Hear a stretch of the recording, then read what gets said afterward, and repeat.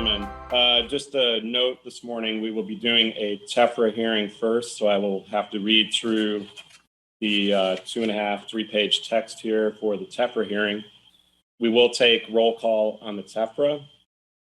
We will finish up the TEFRA hearing and then start the main agenda of the Committee on Finance right after the TEFRA hearing, and we'll do a second roll call for that.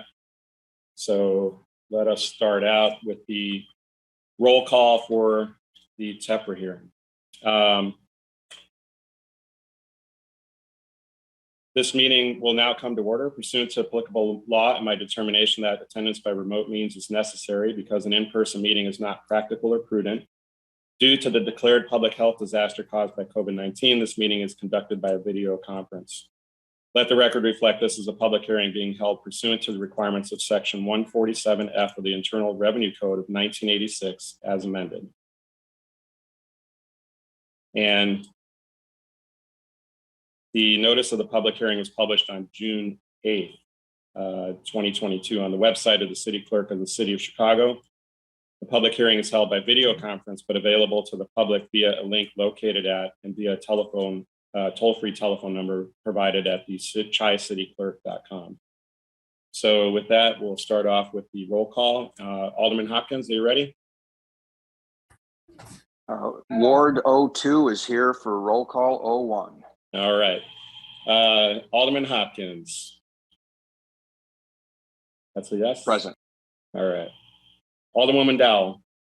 I'm here, Chairman. Alderwoman King. Present, Chairman. Alderman Sawyer. Here. Alderman Mitchell. Alderwoman Harris.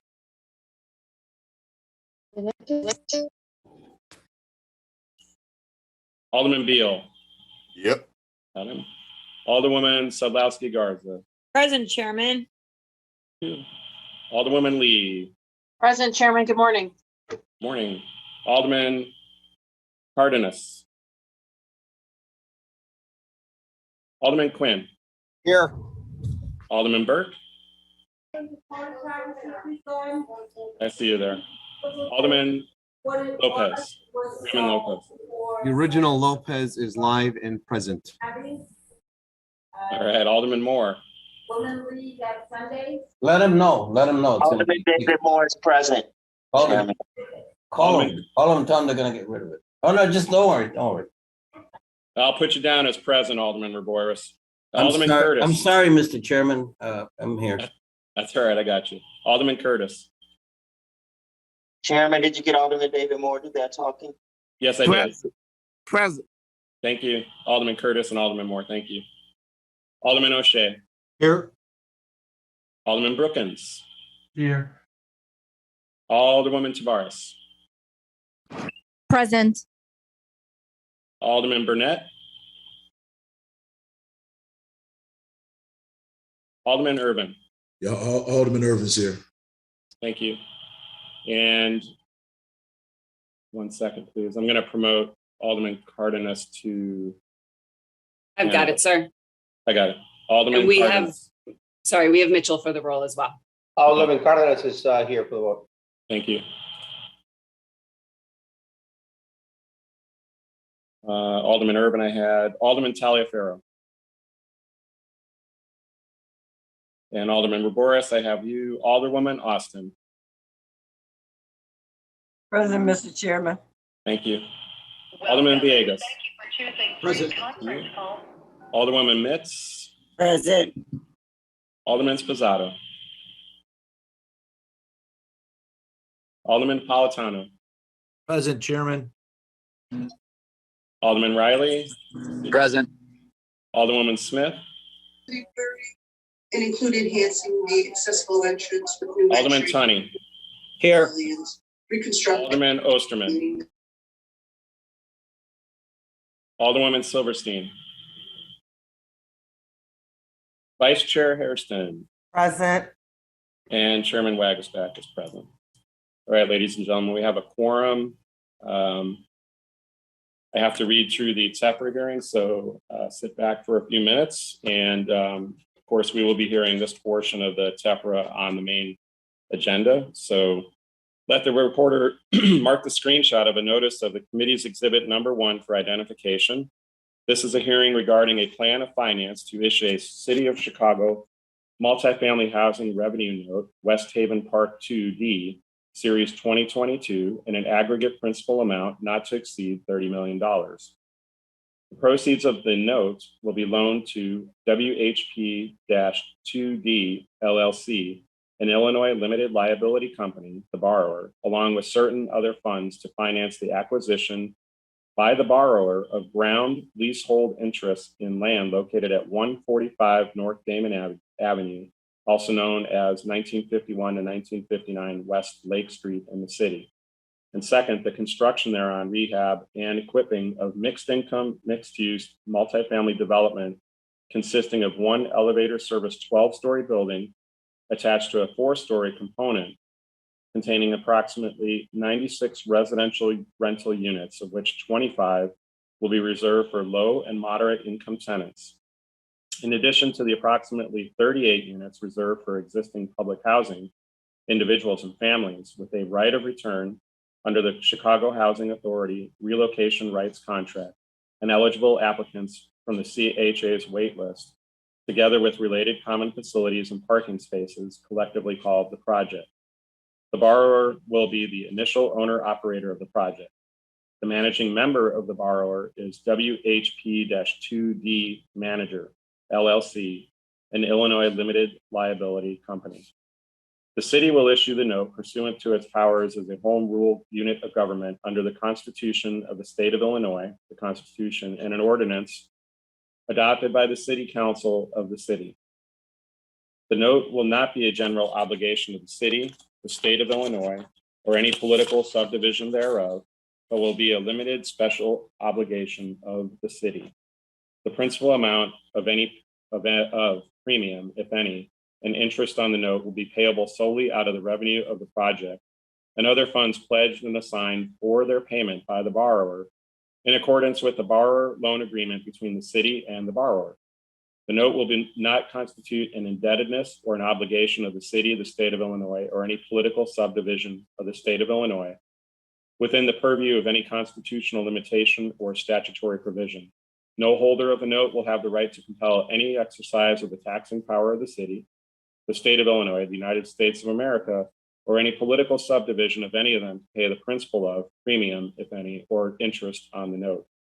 Written comments relating to the plan to issue the note must have been submitted by email to the Director of Policy and Legislation at owen.brew@cityofchicago.org, not later than 3 p.m. on June 15th, 2022. Let the record reflect that the following, there were no written comments submitted. Ladies and gentlemen, if any resident, taxpayer, or interested person attending this hearing desires an opportunity to express their views for or against the proposed issuance of the multifamily housing revenue note, please notify the host of the toll-free call-in number so you may have an opportunity to make those comments or statements. If there's any member of the public, taxpayer, or interested person who wishes to make a statement, you may do so now. We don't have any of the attendees to do that, so let the record reflect there's been no response to the question posed by the chair. Ladies and gentlemen, this concludes the public hearing on the proposed plan for the City of Chicago to issue a multifamily housing revenue note, West Haven Park 2D, Series 2022, in an aggregate principal amount not to exceed $30 million for the project. Let the record reflect the public hearing on this matter was concluded at 10:12 a.m. June 16, 2022. This concludes the TEFRA hearing.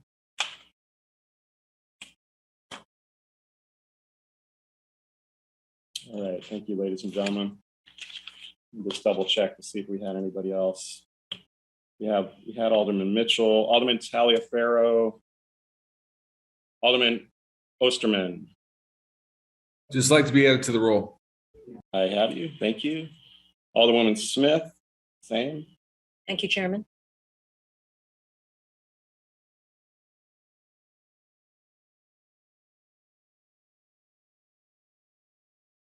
All right, ladies and gentlemen, I think that was it for the time being. All right, now moving on to the regular agenda and the Committee on Finance as posted. This Committee on Finance is hereby called to order. The time is 10:13 on Thursday, June 16, 2022. Pursuant to applicable law and my determination that attendance by remote means is necessary because an in-person meeting is not practical or prudent due to the declared public health disaster caused by COVID-19, this meeting is conducted by video conference. For questions, Aldermen should use the raise your hand function to indicate they have a question. Members of the committee will be given preference. If you have a point of order, point of information, or any clarification while one of the colleagues of ours is speaking, please use the raise your hand function. However, if you don't have that function or can't find it on there, just unmute your microphone and interject. We will now have a roll call to establish quorum. Get ready to unmute when your name is to be called. And please note that your yes or present response will be deemed to be a yes vote when this quorum roll call is used as a reference vote for items on the agenda. All right, Alderman Hopkins. Alderwoman Dowell. I'm sorry, Mr. Chairman. Alderman Hopkins present. I got you. Thank you. Alderwoman Dowell. Alderwoman King. I know I pretty much have the same role, but I'll mark you guys down if I see you on there. Alderman Mitchell. Present. Alderwoman Harris. Here. Alderman Beal. Here. I Yeah. have you. Alderman King? I'm sorry, Chairman. I did, and I have Sawyer too. My apologies. Alderwoman King, Dowell, Sawyer, Mitchell, Harris, Beal, and Sadlowski Garza. Correct. All right. Alderwoman Lee. Still here. Alderman Cardenas. Back in on this one. Here. Thank you. Alderman Quinn. Here. Alderman Burke.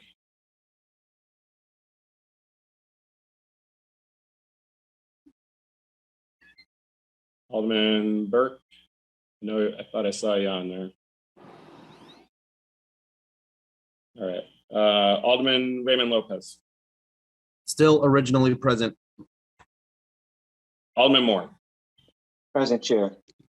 Alderman Burke. I have you there.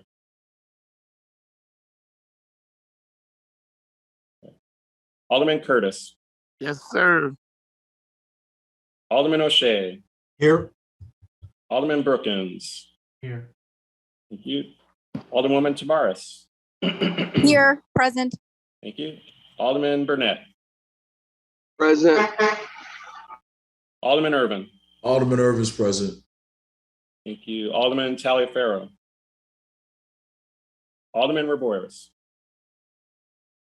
Present. Alderwoman Austin.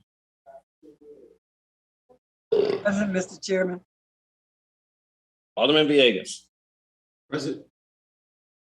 Alderwoman Mitz. Present. Alderman Spizzato. Alderman Napolitano. Present, Chairman. Alderman Riley. Present.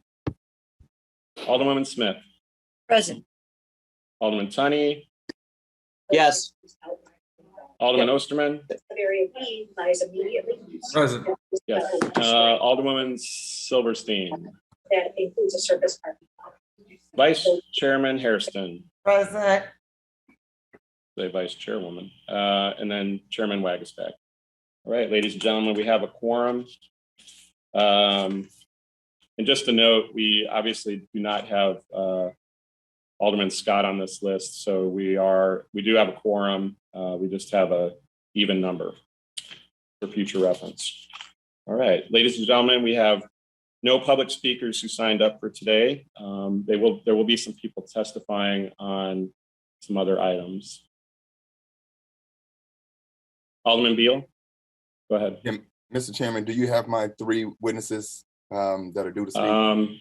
Well, I think I have one of them, Mr. Wallace. Who do you have? It's 2 more. I'll shoot their names to you if that's okay with you.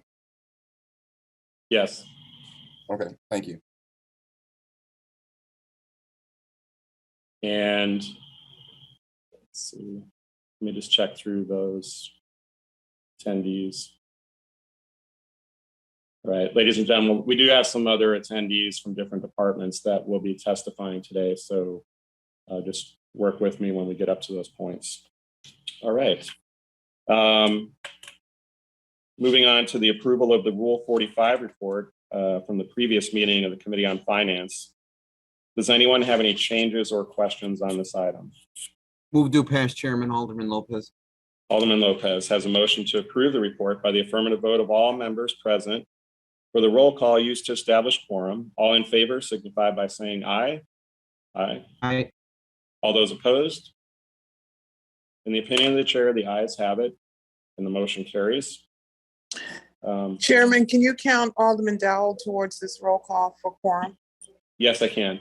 I had you on there because I saw you on that last one, but I have you. Thank you. All right.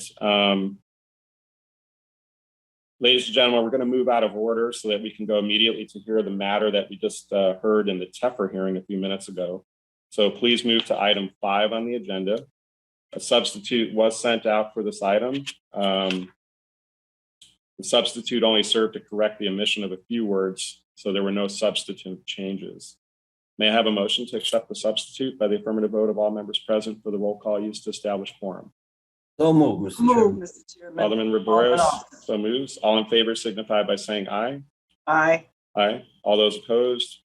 In the opinion of the chair, the ayes have it, and the motion carries. We are now considering the substitute, and we're joined by Joe Lewis from the Department of Housing for testimony on this matter. Thank you, Mr. Chairman. I am pulling up my presentation right now. Okay. Thanks, Joe. So we'll have Joe give the presentation and take any questions after. The application is indicating to me that the host has disabled screen sharing. Okay, 1 second.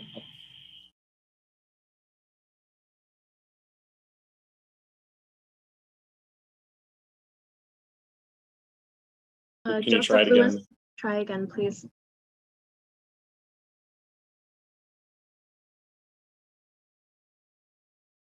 There you go, Joe.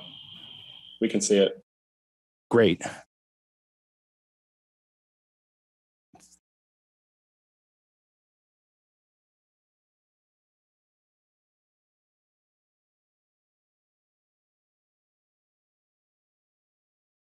I'm sorry, my computer had a slight freeze there, but Yeah, I think so we're ready to go. We are. Good So morning. whenever you want to start, go ahead. Thank you. Thank you, Chairman Wagasback and members of the committee. Good morning. For the record, my name is Joseph Lewis. I'm a financial planning analyst with the Department of Housing. Before you today is an ordinance for the West Haven Park 2D development that requests authorization for $30 million in tax-exempt bonds, $10 million in tax increment financing assistance, the use of city multifamily loan or grant funds of $6,230,000, and 4% low-income housing tax credits and Illinois donation tax credits, the use of which will generate proceeds for the benefit of the transaction. Within the near West Side community area, the proposed West Haven Park 2D project will be built in the 27th Ward, represented by Alderman Walter Burnett, at the southeast corner of Damon Avenue and Lake Street. The entire project site was formerly part of the Henry Horner Homes, a Chicago Housing Authority public housing complex from the mid-1950s until the mid-2000s. Following demolition of this complex, the CHA-owned site has been vacant.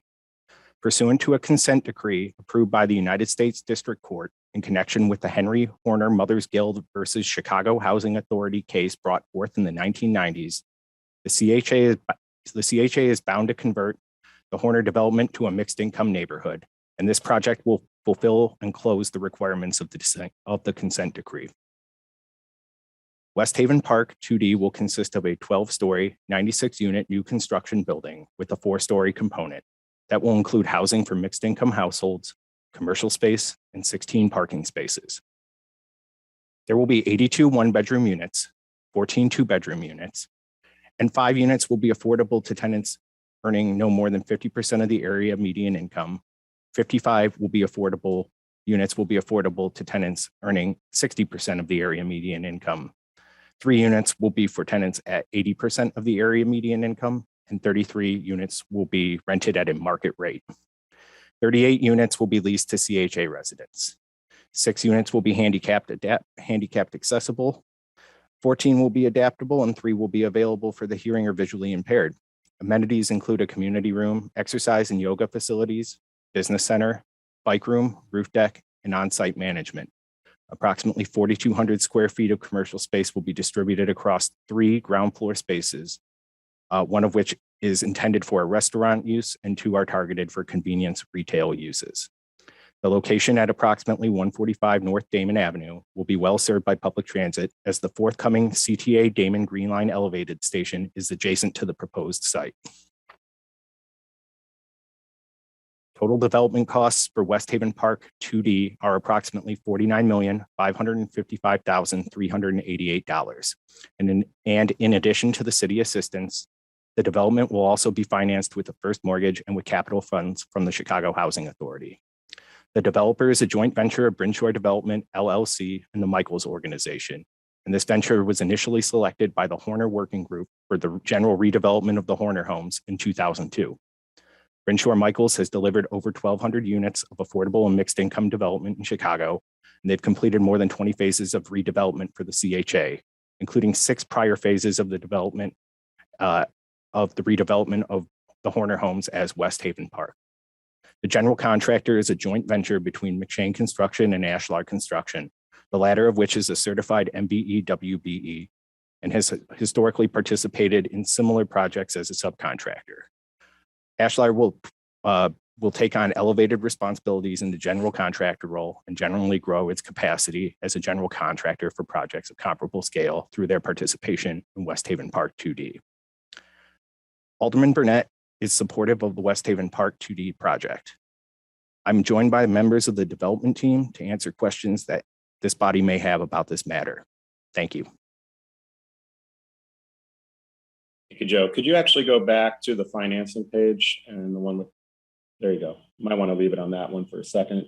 Before we go to questions, Alderwoman Silverstein, would you like to be recognized for purposes of forum? Yes, Chairman, thank you. All right. And I think we just boosted to the panelist list. Alderman Sigcho Lopez, is that you? 25th Ward? Yes, Chairman. Okay, thank you. And sorry, it was under a different name, so I just recognized it at the last second there. And let's go to questions. Alderman Tunney.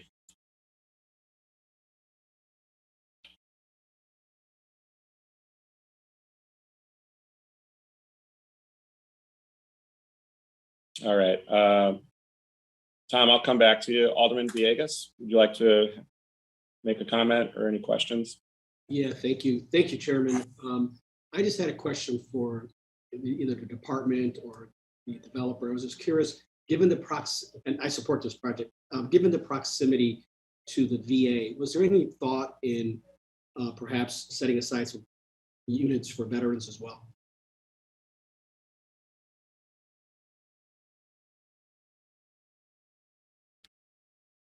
This is Joseph Lewis from the Department of Housing, for the record.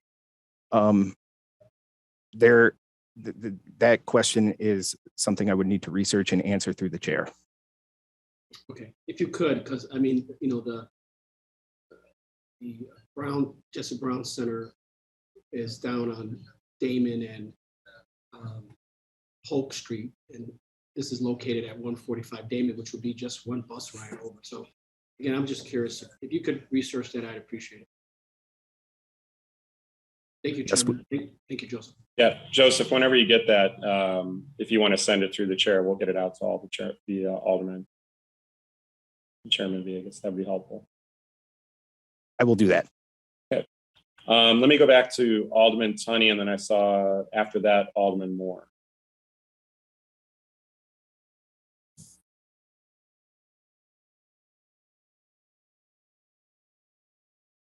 No comment for me. I'm sorry, Right. I'm on 2 calls, but. All right, thank you, Tom. Let me go to Alderman Moore. Thank you, Chairman. First of all, how many units did you say? There are 96 units in the West Haven Park 2D project. And And is it at the third, and a third still, or what's the breakdown? It is approximately a third, a third, a third. There are 38 CHA units. There are 33 market rate units, and the remainder, which I believe is 25, are affordable units that are not otherwise CHA units. Okay, and AMI family of 4. So what's the largest bedroom sizes are we dealing with there? In this instance, the largest size in this property is 2 bedrooms. 2 bedrooms? Correct. Okay, and I'm sure from the past, because I can remember, can somebody speak to the past projects that were done? Were there 3 and 4 bedrooms in those project developments? And is that why we're only doing mostly 2 bedrooms here? Can somebody speak to that? Yes, yes, Alderman. There, as mentioned earlier, this is the final phase of the West Haven Park redevelopment of the Henry Horner homes. In the 6 preceding phases, a number of units across different unit types were developed. There are a significant number of family-sized units across the entirety of the West Haven site, as you can see laid out in this slide, including 3 and 4 bedroom units. It's CHA's preference to create the larger units in low-rise buildings and in a variety of building types. This just happens to be one phase of this overall redevelopment undertaking, which creates more 1 bedrooms and 2 bedrooms. Okay. And if somebody could, before City Council, if you could provide the total number of units in all phases and the total number of units, bedroom size, and the breakdown of that. I think I get it, but I just want to know for myself in terms of what those numbers are.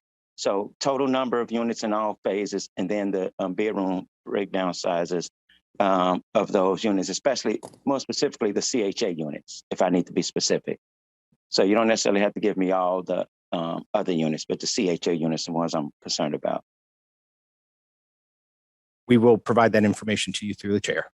Okay, and then my final statement is that the developer on this project, I think, has been, you guys, again, chosen a very good developer. And Ben Sure Michaels, when I've worked with them when I was at CHA on the Robert Taylor end, this is more than just bricks and mortar. And I can say that, they're one of the developers who focused on the human capital side and work well with the residents to assure that the residents not only have the amenities, but other resources that they need, to be, residents within that community that can flourish. So I support this project, and I definitely support the development on this project because I know there are parts not only in developing, but the human capital development piece, which is critical, and they've been stellar in that area. So absolutely, thank you. Thanks, Alderman.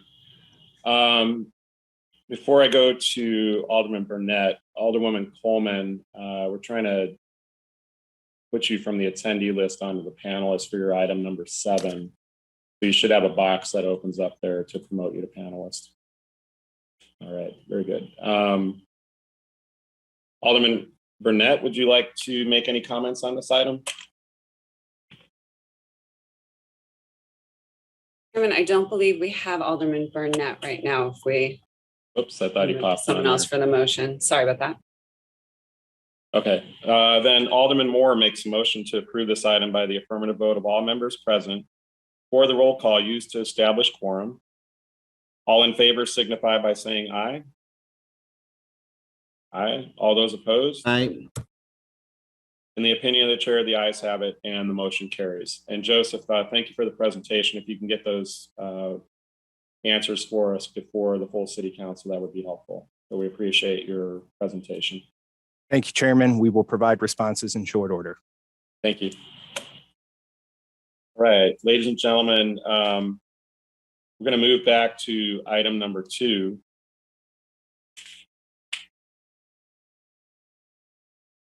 All right.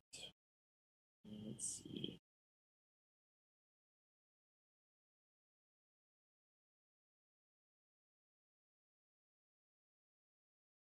Ladies and gentlemen, item number 2 is a communication recommending a proposed ordinance amending sections of the municipal code titles 2 and 3 regarding death benefits available to first responders in the event of suicide. We sent out a substitute ordinance for this matter yesterday afternoon. May I have a motion to accept the substitute item by the affirmative vote of all members present for the roll call used to establish quorum? Moved by Alderman Chairman. Alderman Lopez. Yes. All in favor signify by saying aye. Aye. All those Aye. opposed? Any opinion of the chair? The ayes have it. The motion carries. We now have the substitute before us. So, ladies and gentlemen, this is an ordinance brought by Alderman O'Shea, and in the original version, I believe all 50 council members signed on to this, but there have been some changes to some of the text, but we will have several people that will testify today. We have Mary Murray from Amalgamated Bank. We're also joined by Jennifer McGowan-Tomke for testimony. We have Mike Howlett from Legislative Reference Bureau, Ann Emerson from my office, who can answer questions as well. And of course, Alderman O'Shea will likely speak to this as well. So let us start out. Alderman O'Shea, would you like to start out on comment on it, and then I'll have you close? Sure, Chairman, thank you. I just wanted to briefly express my sentiments that all 50 aldermen signed on in support of this important legislation, which certainly in my years in the city council, nearly 12, I've never seen. This is a modest benefit to assist the families of first responders who die by suicide.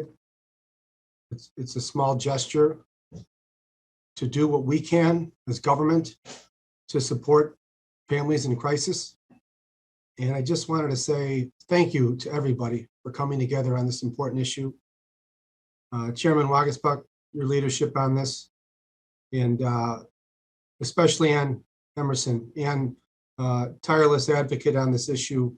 And this was very personal to you, as it is to me. And I just wanted to say thank you.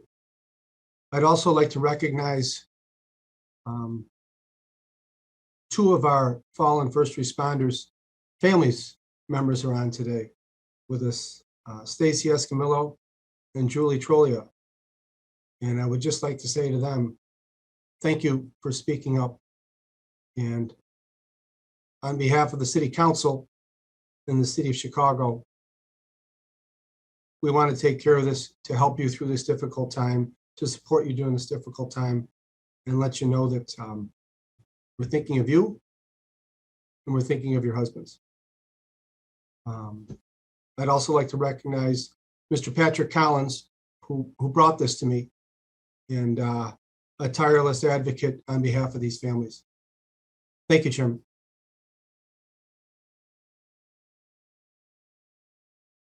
Thanks, Alderman O'Shea. And before I go to Jennifer, I think we'll start out with Jennifer McGowan-Tomke first. I just want to say thank you to you as well. I think, you know, this amendment to the fund serves not only to include overlooked portions of fallen first responders and their families, but also to bring some further measure of accountability and oversight to the board. The inclusion of qualifying suicides is really a measure that brings us closer in line to some of the changes in contract, probate, and labor and case law, acknowledging that death by suicide cannot be disregarded by the law because of a stigma, shame, and the challenge of injuries that are not always visible to the eye. So I think it's time for us to acknowledge that there's some lines of work that put people at really a greater risk of self-harm through physical and mental trauma. And I know it's likely that everyone in the room has been impacted by suicide in some way, mental illness in some way.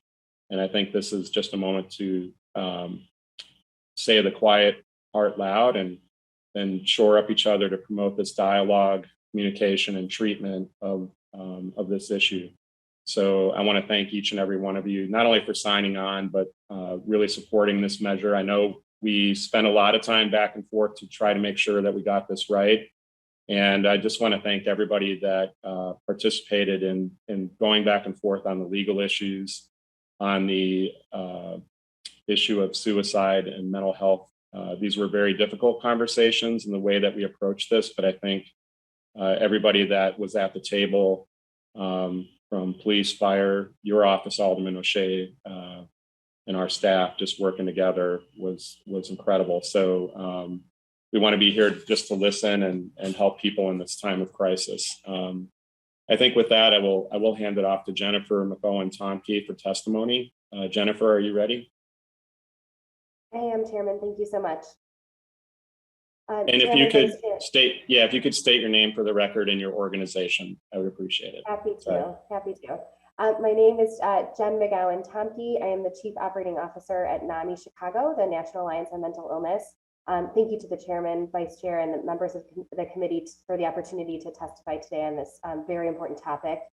NAMI Chicago is a mental health advocacy organization with programs and advocacy in the mental health space. And I am here to testify about the proposed amendments to the municipal code concerning survivor benefits in the instances of first responder suicide. NAMI Chicago has been a partner with the Chicago Police Department, the Chicago Fire Department, and many other city agencies for many years. And we have long promoted programs that support the mental health and well-being of first responders. NAMI Chicago has also been a part of response to the rising number of first responder suicides in our community. We support the city's efforts to provide survivor benefits to families of first responders who die by suicide.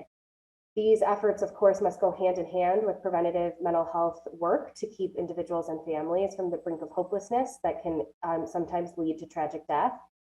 Currently, as we know, officers and firefighters are more likely to die by suicide than any other means of death in the line of duty, according to CDC data. We've seen this here in Chicago with more than 10 officers in the Chicago Police Department who have died by suicide since 2018, which has also pushed the Chicago Police Department to hire more than 10 additional clinicians to staff the department's EAP and address mental health and stress of officers and families. We also know that factors contributing to these deaths are complex. Police officers and firefighters have higher rates of unsteadiness in the workplace. They experience continual trauma in their work and may also experience injuries that impact their mental wellness. This is unfortunately the perfect recipe for feeling hopeless. Families and loved ones of someone who died by suicide have much to deal with following the loss. Through this benefit, the city has an opportunity to alleviate one of those immediate concerns, stress about financial security and the ability to feed families. Supporting families financially through the extension of existing benefits after a tragedy is an important part of a healing-centered, trauma-informed response, and it's something that every family deserves. Through this ordinance, Chicago can be on the forefront of an important shift in our country, which recognizes the impact of serving as a first responder, the impact that is had both mentally and physically. Chicago can be a trailblazer through this ordinance, recognizing the deep connection between the work of first responders and tragedies occurring within their ranks, and offering those same benefits to families of first responders who die by suicide. As we work to bring this ordinance to fruition, the city can see this, I think, as one step and one important component of supporting first responder families, but can also be paired with continued investment in preventative measures, such as extending health insurance benefits to the families of first responders who die by suicide. I want to also commend the leadership of Alderman O'Shea in this area, and thank you for your work here in introducing this ordinance, and to all City Council for the amazing support for this effort. And also want to recognize the families who are here today. Thank you for your advocacy, and we are, of course, very sorry for your loss. Thanks for the opportunity to testify today. Thank you, Jennifer. You'll stand by, though, for any potential questions, if you could. Yes. All right. Then I want to go to Mike Howlett from LRB. And I think, Mike, it was you and Michael George who worked on this. So if you would like to make some comments about the legislation, that would be helpful. Thanks, Chair. I'm Michael Howlett, the Director of the Legislative Reference Bureau, and I can provide a general overview of what the ordinance accomplishes. So the city by ordinance has established a death benefit fund for police officers and firefighters who have died by suicide, who have died in the line of duty or die as a result of injuries suffered in the line of duty. However, the city's ordinance, unlike the State Workers' Compensation Act, does not extend to death by suicide currently. So this ordinance would extend the death benefits created by the city, including the continuation of salary, to the heirs of police and firefighters who died by suicide under the same standards that apply to the Workers' Compensation Act. Under the Workers' Compensation Act, the general standard is a but-for causation standard. What that means is any injury that arises out of or is suffered in the course of employment and is a causative factor without an independent intervening cause is compensable.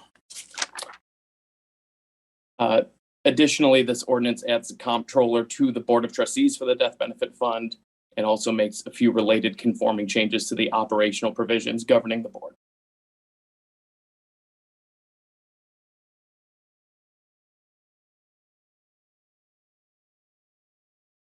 That all good, Mike? Yep. All right. I'm also here for questions, Chair. Okay, thank you. All right, Alderman Burnett, I just put you up as a panelist. Can you hear me? Alderman Burnett, I'll have you recognized for purposes of quorum as present for the meeting. Thank you. All right. We had Mary Murray from Amalgamated Bank. She's just here to answer any questions that might come up, and as well. Do any of the aldermen have any questions or comments? Yes, Chairman, I didn't get a chance to raise my hand. Okay. Alderman Moore, go ahead. I have to ask, because I fully support this ordinance, but I need to ask, does this also include murder-suicide? I think that came up in another state, not here in Illinois.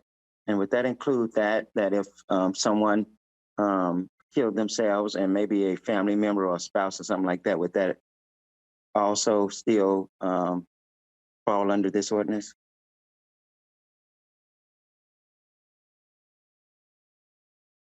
Mike, do you want to speak to that a little bit? Yeah, I'm not, I can follow up through the chair. I'm not sure if there's a specific case on point in Illinois on that, but generally speaking, if it is an injury that arises from their employment, so that could be either a physical or a mental injury. Now, obviously, there would be factual determinations that would need to be made about airship and things like that following a tragic event like that. But I can certainly see if there's any case law on point and send it through the chair. Yes, just so we can just consider that as we're looking at passing this ordinance, that's all. Yes, we'll take a look at that, Alderman Moore. Did you have any other questions on it? No, that is all. Thank you. Okay, thank you. Alderman Burke, I wasn't sure if you were trying to speak earlier, so did you have a comment on it?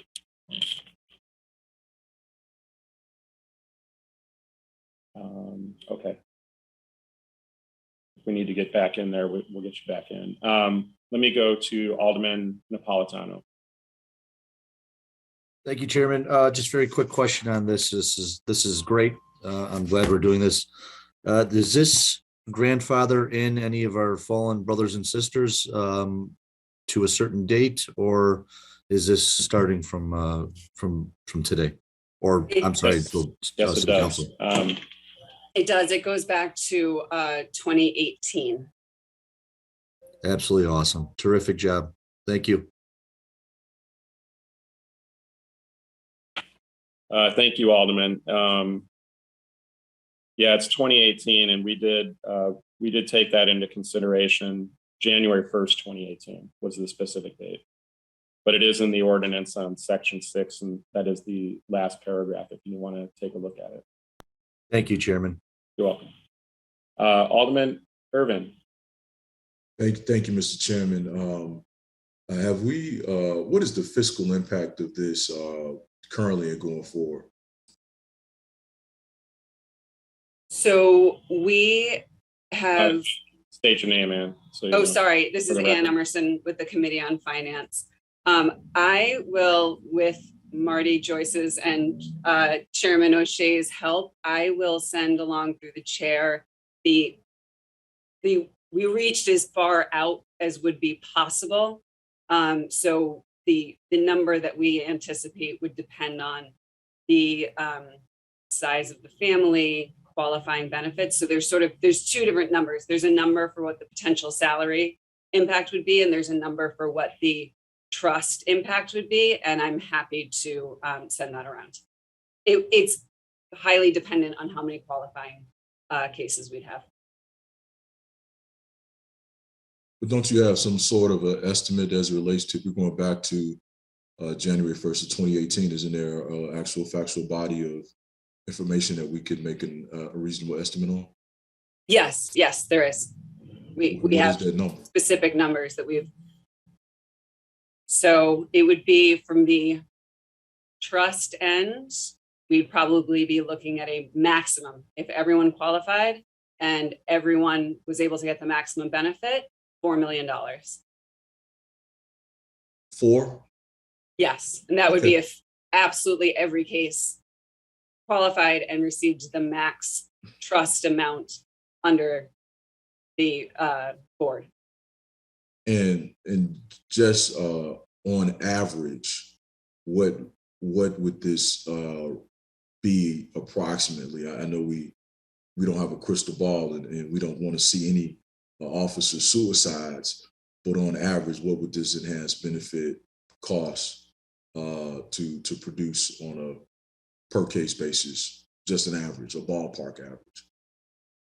Sorry, is the question what the average amount of awards are? It's actually really dependent on the size of the family, as was mentioned. So if there's just a spouse, if there's one minor surviving child, there's different levels, but it is in the low tens of thousands, depending on the size of the family. So correct me if I'm wrong, the officer's family receives a benefit up to the child's 18th or 21st birthday. Is that correct? Sometimes it goes further if there are qualifying health or education benefits. But yes, generally it's of maturity. Okay. All right, thank you. That's all I have. I think I know we have to take care of our people. So just want to get a much clearer impact on what the fiscal aspect of this would look like. I know our funds are in some challenging spaces, but I do believe this is the right thing to do. I just want to understand what that impact is going to look like going forward. Thank you, Mr. Chairman. Thank you. Alderman Burke, you're unmuted. Oh, no, I can't hear you, so I don't know if that's your mic's not working. Still can't hear you. Try again. No, not yet. I have you unmuted.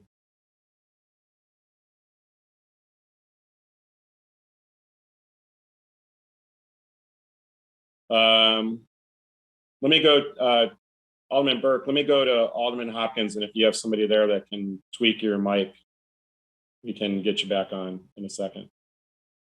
Let me go to Alderman Hopkins. Yeah, thank you, Mr. Chairman. And I just wanted to commend you and your staff for the outstanding job you did on this, along with Alderman O'Shea and his staff. It is the right thing to do. And I know we're going to pass it, but I just think we would be remiss if we pass this without just a moment of reflection for what is causing the increase in death by suicide among first responders nationally. It is an unmistakable trend. It's happening all over, not just in Chicago. And it speaks to the dangers inherent in the job. People on the front lines see things that we only read about in the newspaper. They experience it, and it has a profound impact on their emotional well-being and their mental health. And more, it's manifesting itself in tragedies like the ones that inspired this legislation and created the necessity for it.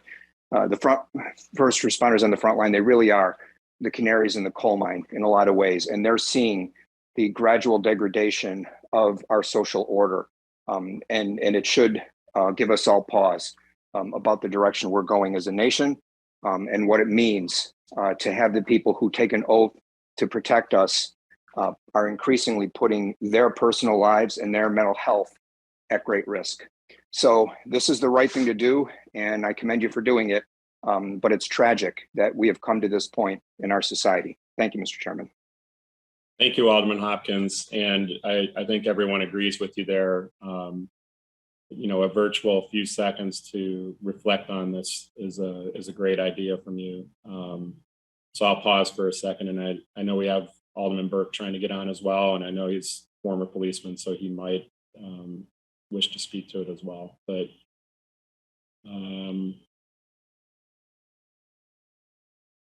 we'll take a few seconds of silence, not only for all of our officers, but everybody who suffers from mental illnesses that are across the board, as you mentioned, Alderman Hopkins, throughout the country, and also especially for our first responders as we hear this today.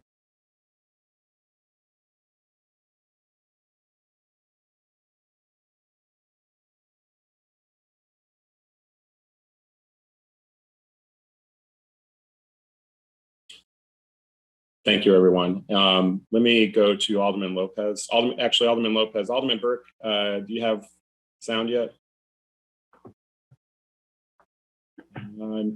No, we can't hear you yet. Sorry. I'm not sure if it's your computer mic. That's probably the only thing it could be. But let me go to Alderman Lopez, and maybe you can reset your mic again. Alderman Lopez. Thank you, Chairman, and good morning, members of the committee. Two things I want to touch base on. I do agree with what our colleague from the second ward said, that officers see a lot and it has an impact, but also it's not just what they see, it's what we are doing to them as the city of Chicago. And when we cancel their days off, don't allow them to decompress, and treat them and speak of them as though they are the enemies of the people, that is what's driving suicide in our city, more than what they see on the streets. Our complete disregard for their service to the city of Chicago is having a devastating and deadly impact on the morale of our police and first responders, and we need to be cognizant of that fact as well. Second, the other point I wish to touch on as well, and it's something that I think maybe Alderman Burke is going to bring up as well, is that for nearly 800 days, there's been two different ordinances trying to expand eligibility to include deaths related to COVID for our first responders, but also for our city employees at large, everyone who went to work and could not Zoom from home. So while I'm thankful that so many of my colleagues today in this committee are singing the praises of this legislation, I hope they double back in the appropriate committee and continue that work in recognizing that we all said we were behind essential workers and first responders in the midst of the pandemic, and have yet to ensure that they are included in this death eligibility fund for doing their job and passing after contracting COVID while working for the people of Chicago. So I'm happy to support this today, and I look forward to the continued discussion on those other items in the weeks and months to come. Thank you, Chairman. All right, thank you. Alderman Burke, try that again.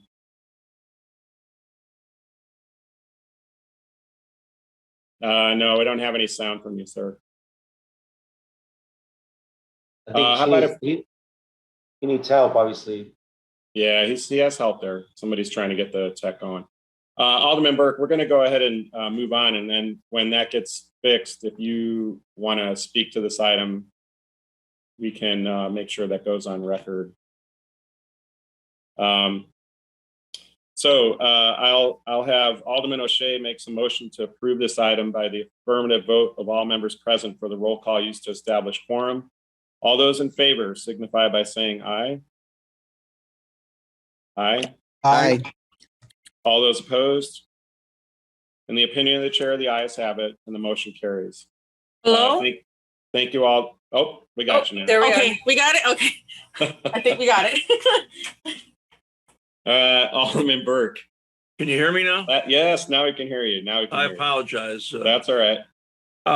We're still on item number 2 with these Alderman O'Shea's ordinance, if you'd like to speak to that. Well, clearly I was pleased to join with Alderman O'Shea on this issue. But I agree with what Alderman Lopez said. You know, at the beginning of the pandemic, a number of us introduced an ordinance that would grant a assumption or presumption that any officer or firefighter who died from COVID would be presumed to have succumbed to that disease that was caused by his line of duty actions. That still hasn't even gotten a hearing, and I'd like to urge the members to amend this to include COVID-related or other pandemic-related line of duty deaths for these benefits. I do have a couple of questions for the drafter of whatever or whoever it was that drew this ordinance.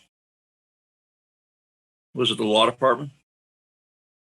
Several no, of us. actually, Alderman O'Shea, Committee on Finance, LRB worked on it together with law. And so it seems that it's an attempt also to, if you will, update the verbiage that's included in the code. Yes, correct. So the ordinance, I should say the substitute ordinance, seems to include in certain sections firemen and policemen, which is an outdated term. We don't have policemen anymore.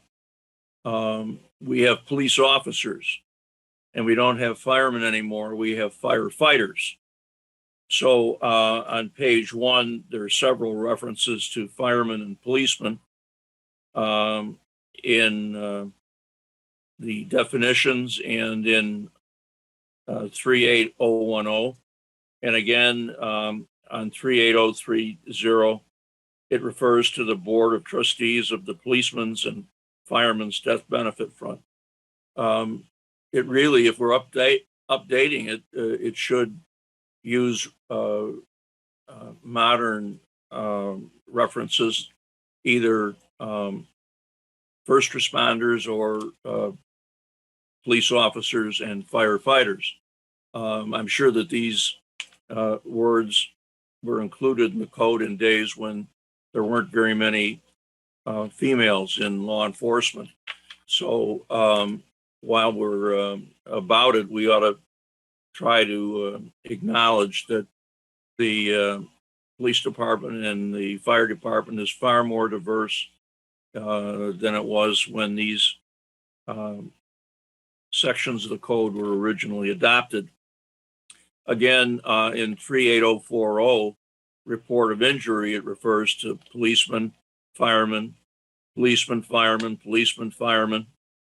I think that perhaps the drafters ought to look at that to see whether or not, not intentionally, but accidentally, we're excluding female members of these departments. And I think we should explore the possibility of amending that verbiage. Also in 38050, the code currently apparently puts a 1-year limit on considering the question of whether or not an injury has resulted in death, and that was in the line of duty. I think in modern times, that's an arbitrary 1-year limitation. And I know from personal experience during the 32 years that I was the chairman of the Police and Fire Death Benefit Fund, that there were occasions when a police officer or firefighter would succumb to his injuries far down the line. In some cases, these first responders would be hospitalized or in nursing home institutions for many years before they died. So I think that perhaps the drafters ought to check again to see whether or not that 1 year limit should be amended, or should there be a provision in that language to waive the 1 year limitation. Again, in deaths by suicide, policemen's and firemen's death benefits, again, should we change that to reflect the modern conditions, police officers, firefighters, and again, should there be some attention given to the question of whether or not the paramedics and or EMTs ought to be specifically mentioned. I see also that there's a reference to the Illinois Workers' Compensation Act and the term causative factor, but I don't see that defined anywhere in the code. I don't know if it's defined in the Workers' Compensation Act, but is causative factor an issue that ought to be more fully addressed? Again, on page 3 with the positive awards, it refers to policemen and firemen in 38070. And then moving to page 4, under marriage or attainment of majority, it again refers to policemen or firemen. And on page 5, the drafters in section 284-450 have then referred to police officer, not policeman, twice in that paragraph. And again, on page 5, salary payment following death by suicide, it refers to the death of the deceased member. Now, I'm sure there's members of the fire department that are not firefighters or EMTs or paramedics, and I know the intent of this ordinance is to address deceased first responders, not non-first responders. Again, on page 6, in 284-451, it refers to police officer 3 times. And in section 6, it refers to police officer, but then again, it reverts to fireman. So I didn't have a good chance to look through this. I don't know when I received the first copy, but I did get this morning when I was in church. So after church, I had an opportunity to look through it. And I'm not, by these comments, intending to criticize the drafters. I think they did a wonderful job of trying to update this ordinance. But I think while we're at it, we ought to go the whole way and refer to them as police officers and firefighters, not policemen and firemen, because we don't want to offend, certainly don't want to offend the women in law enforcement and in the fire service. But as long as we're at it, why not go all the way? That's all I have to comment on, and congratulations to everyone who has taken this initiative. And I'd certainly like to see a change made to include, as Alderman Lopez referenced, those firefighters and police officers who have succumbed to COVID, so that at the very minimum, when the board of trustees would take up this issue, there could be a presumption that the COVID-related death was a result of actions in the line of duty, so their families can benefit from those very significant financial benefits, not only state but federal. In fact, I still wear on my wrist a wristband from, I think, was the first firefighter that died during the COVID pandemic of the dreaded disease. And really, that was why I introduced that ordinance originally. Of course, since that time, it's never seen the light of day, as Alderman Lopez indicated. I think that's a shame, but those officers and firefighters who did succumb to this dread disease ought to be, their families, that is, ought to be compensated as if it were in the line of duty. So thanks, Chairman. I'm sorry I took a little bit longer than I should. That's all right, Alderman Burke. We'll make note of all those. I believe the word fireman and policeman, when we were looking at it, originally it's in the Illinois Pension Code, and that's why I think we used that. I think you're correct, but obviously yeah. I know, and then I think what happened in page 6, then the drafters have reverted to police officer, right, which may indicate that staying with that term, policeman or fireman, isn't necessarily dictated by the state code. Right, and I think we could take a look at that later. Mike Howlett, if you wanted to comment too, I think we started to use that as in a vernacular as opposed to what the pension code was stating, but it shouldn't affect it as passed, but we can amend that, I think, if we get the appropriate. Well, the reason I'm raising this issue, Chairman, is that I recall many years ago, it was, I think, during the time that Matt Rodriguez was the police superintendent, and there was a police sergeant that was killed off duty in a gun battle with an offender. And Rodriguez refused to acknowledge that it was a line of duty death. The family retained counsel. They filed a lawsuit. I believe that the family should have been awarded the line of duty benefits.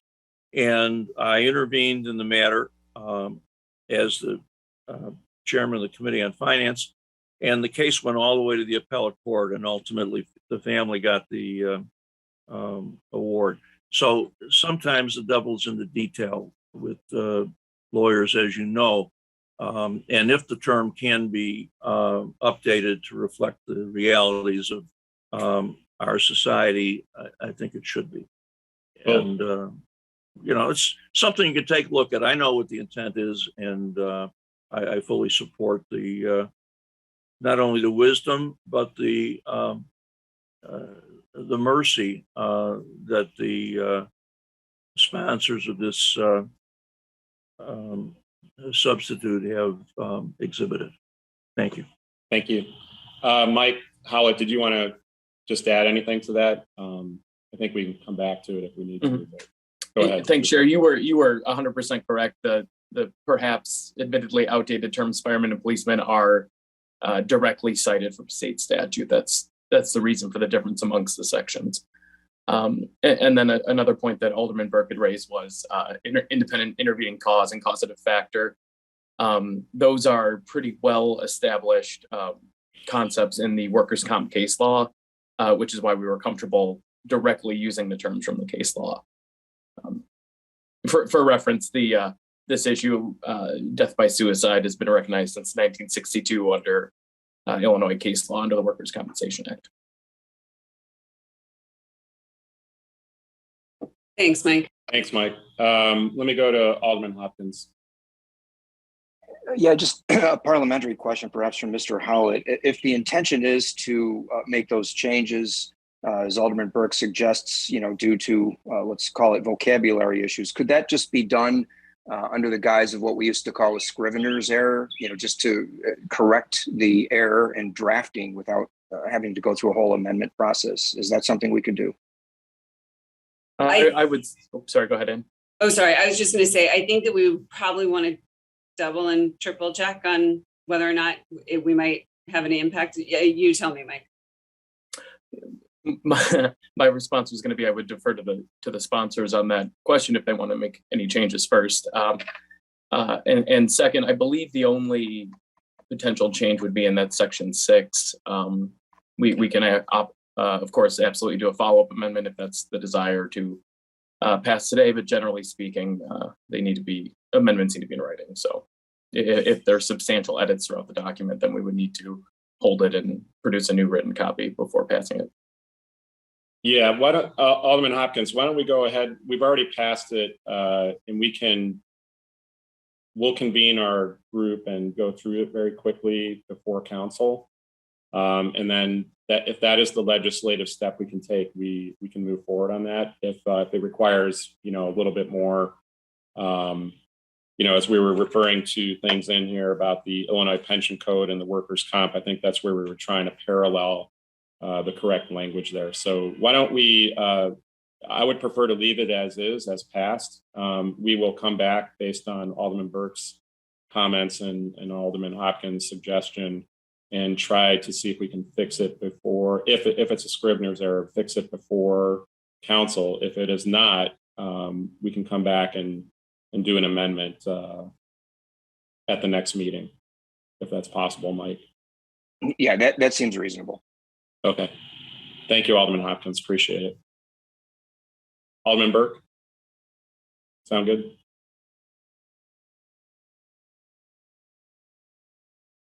You're muted.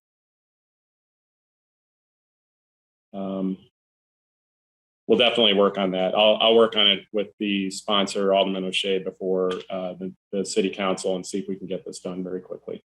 All right. Were you able to hear me that time, Mr. Chairman? No.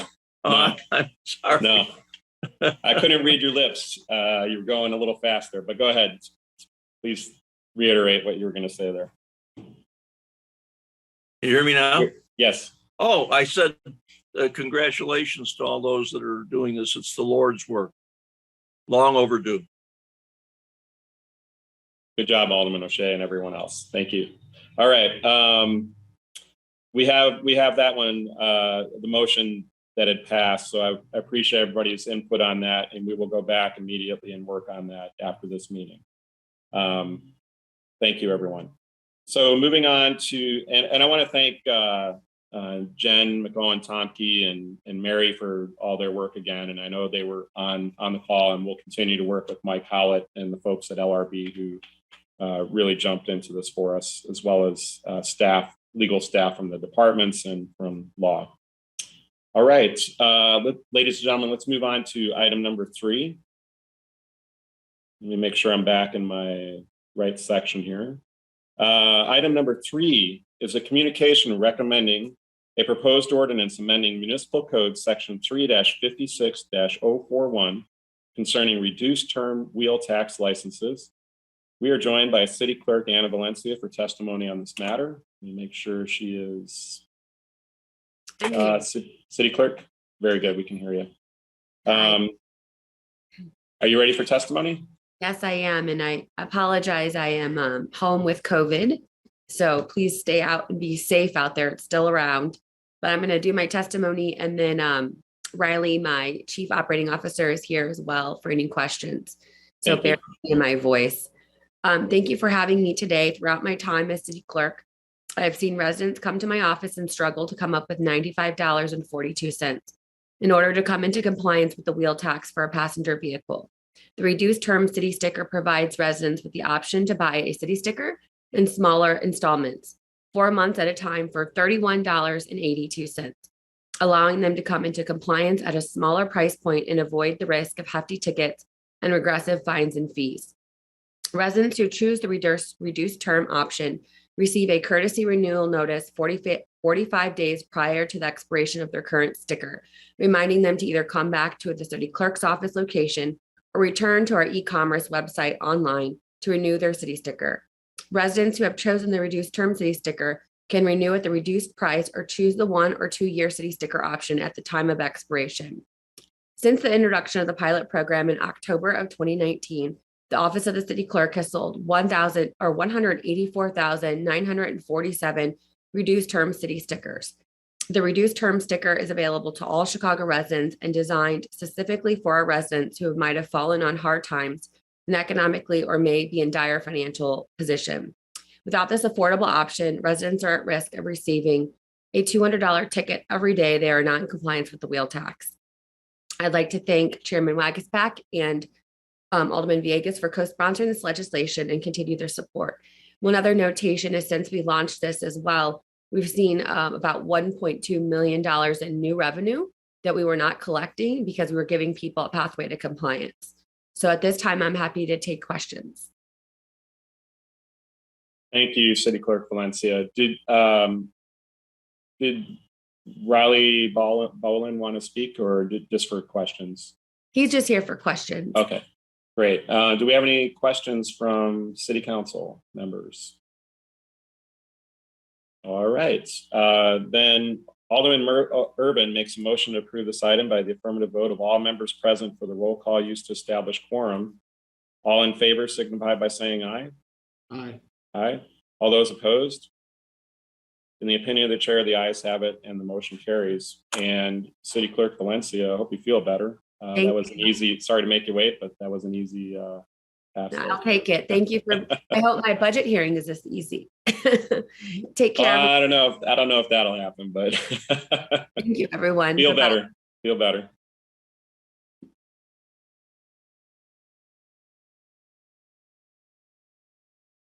All right, ladies and gentlemen. 1 second, please.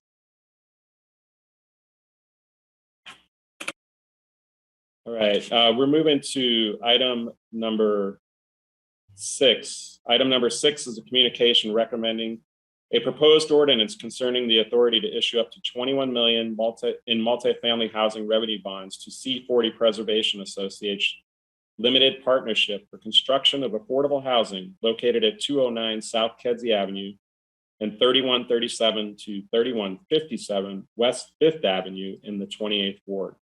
As a reminder, this is just the bond inducement language requirement, and we will be seeing this project again for further action and approval in the next couple of months. Today, we're joined by Dinah Wayne from the Department of Housing to speak on this matter. Dinah, are you ready? Yeah, except I also have the message host disabled participant screen sharing. So something could be done about that. Yes, 1 second, please. Sure.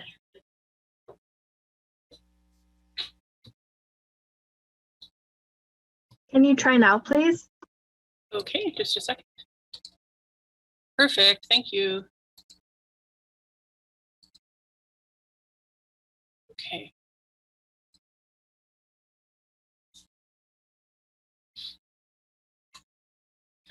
Okay. Welcome, Chair and members of the committee. Thank you. I'm here to again discuss the bond inducement ordinance for Garfield Green, which is a proposed project located at 201 South Kedzie. It's in Jason Urban's ward, Walter Burnett's ward, and the 24th ward. I guess I should say that the TIF is shared by those. This is a project that was the winner of the first C40 competition that was held in November of 2017. We're working on another one, or DPD is. This was the winner of the first competition as a result of an RFP. POA was the winner. I think we're all pretty familiar with POA and their projects. They started in Boston and they've been in Chicago since 2008. The developer is an entity related to POA, C40 Preservation Associates LP, Perkins and Wilnia Architects, the architects. The developer is still working on getting a contractor, and they have many engineers because the building is going to be built to passive house standards. So it's going to be very energy efficient. And this calls for a lot of special engineering to make this all work out.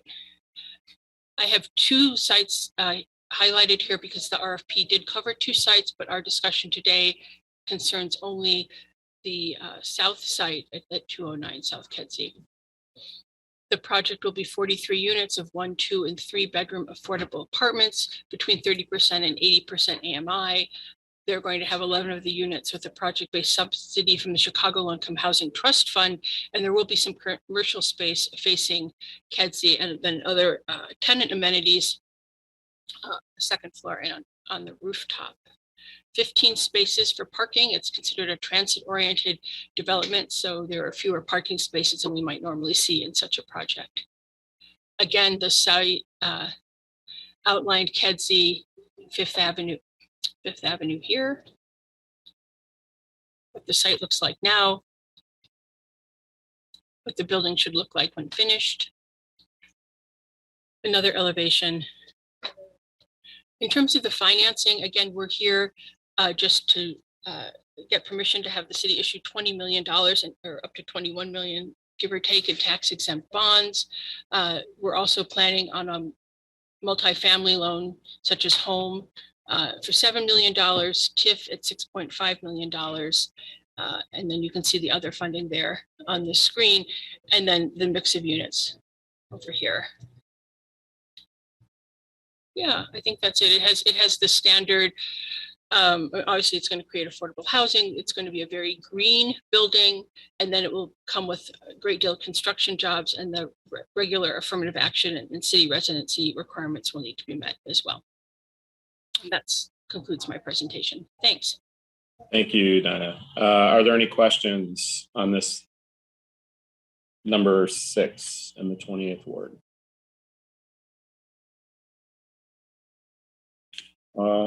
No questions. All right. Then Alderman King makes a motion to approve this item by the affirmative vote of all members present for the roll call. Actually, Alderman Irvin, I'm sorry. Did you wish to make a comment on it? No, I would just ask for favorable consideration by the committee. As was stated, Garfield Greens is one of the original C40 projects. Be a great addition to the East Garfield Park community that's currently undergoing pressures from gentrification. So this affordable housing will do the community well. So just look forward to a favorable recommendation from the committee. Thank you. Thank you, Alderman. So Alderwoman King has a motion to approve this item by the affirmative vote of all members present for the roll call. Second that. Established quorum, seconded. All in favor signify by saying aye. Aye. All those opposed? In the opinion of the chair, the ayes have it, and the motion carries. Thank you. Thank you, Diana, very much. Alderman Beal. Yeah, Mr. Chairman, I was just, I see you skipped my item, and I was just wondering, I did have an event that started at 11 o'clock, and I do have 2 guests that would like to speak to that item. So respectfully ask if you can call my item. Okay, give me 1 second.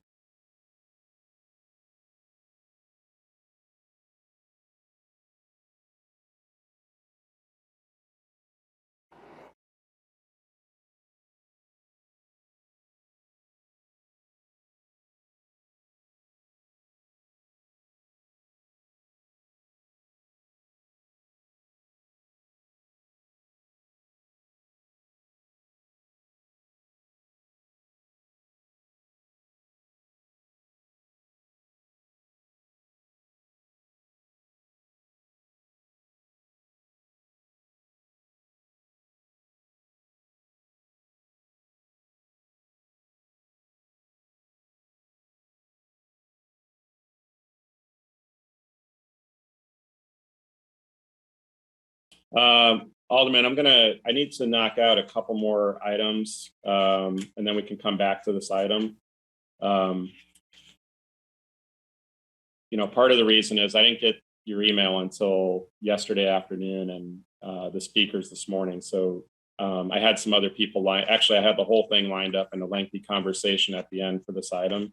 But let me hammer out a couple more of these. I had a couple aldermen who were working on these for a few weeks. So I'm going to jump to number 7, and then we'll come back after a couple of these items. All right. Item 7 is a communication recommending a proposed ordinance concerning the authority to issue up to $14 million in affordable housing bonds to Greater Southwest Development Corporation for the construction of affordable supportive living facility Churchview, located at 2626 West 63rd Street, located in the 16th Ward. We're joined by Michelle Punar from the Department of Housing for testimony on this matter. Michelle? Hello. I'm going to open up my screen.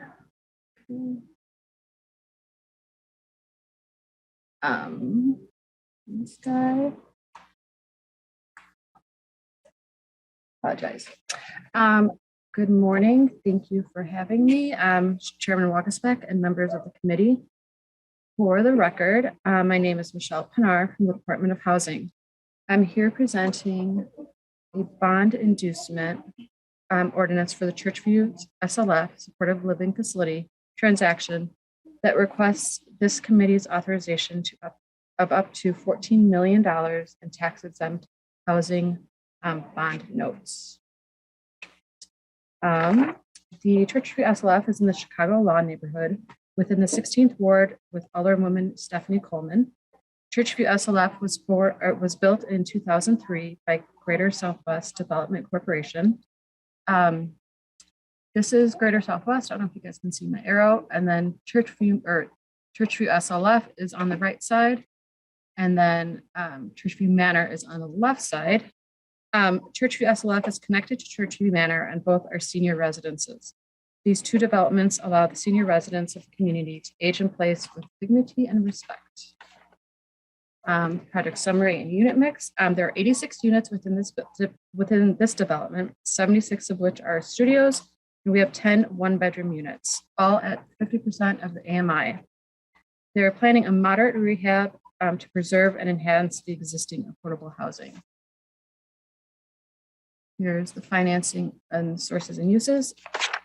The total development cost right now is approximately $20 million.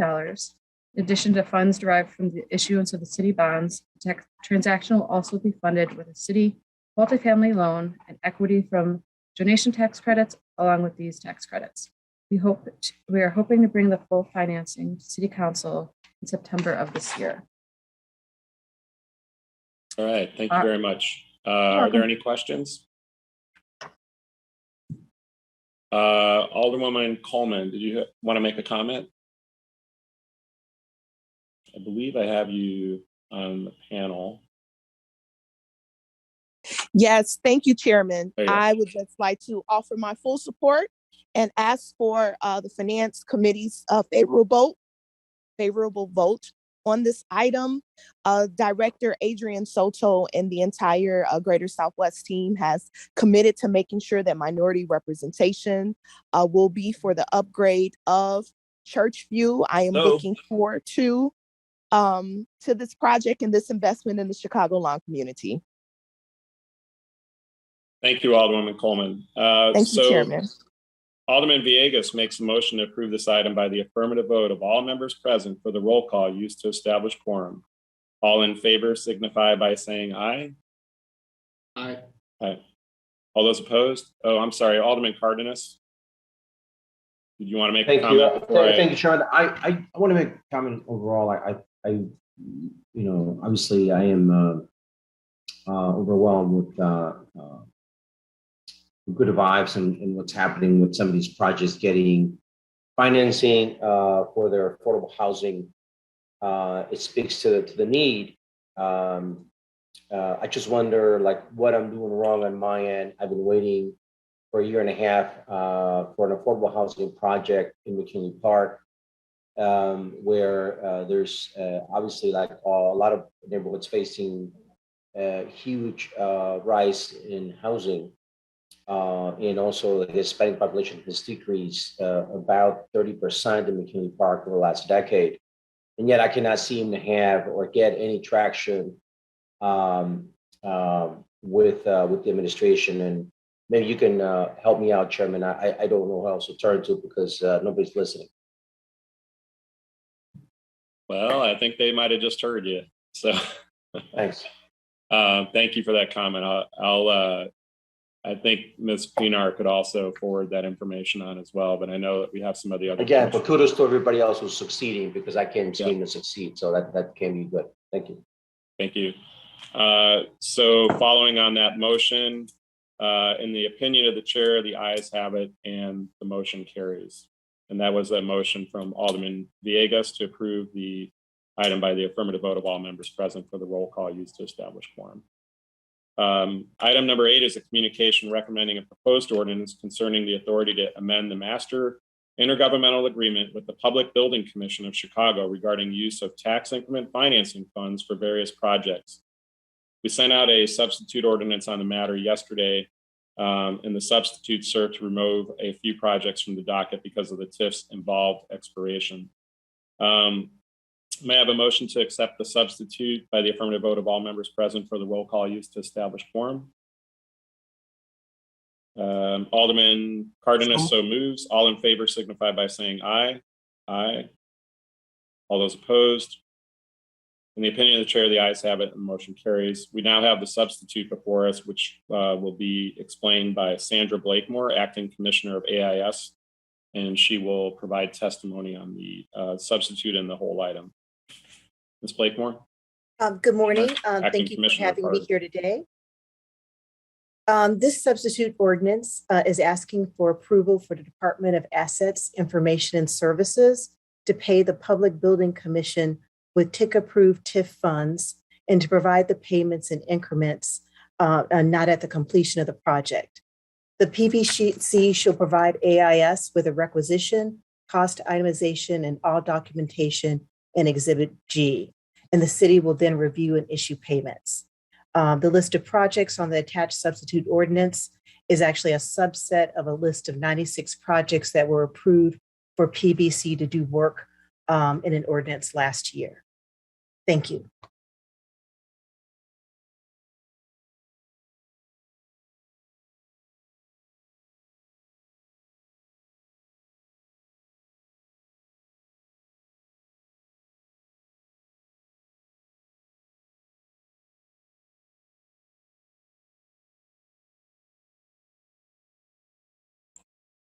You're on mute, Chairman. Yeah, that helps. We're having a little technical mental issues here today with mute button. Any hands that I see? All right, Alderman Mitchell has a motion to approve this item by the affirmative vote of all members present for the roll call used to establish quorum. All in favor signify by saying aye. Aye. All those opposed? In the opinion of the chair, the ayes have it and the motion carries. Thank you, Commissioner. Thank you. All right, item number 9 is a communication recommending a proposed ordinance concerning the authority to enter into and execute an intergovernmental agreement with the Chicago Transit Authority to provide tax increment financing funds in the amount of $1,983,938 for infrastructure repairs to the 43rd Street Green Line Station located in the 3rd Ward. We're joined by Samuel Smith from the CTA for testimony on this matter. Thank you, Chairman. I'm joined, well, let me just start off here. Good morning. Mr. Chairman, can we get screen sharing capabilities, please? Yes, hold on one second. Thank you. They'll get it up there for you.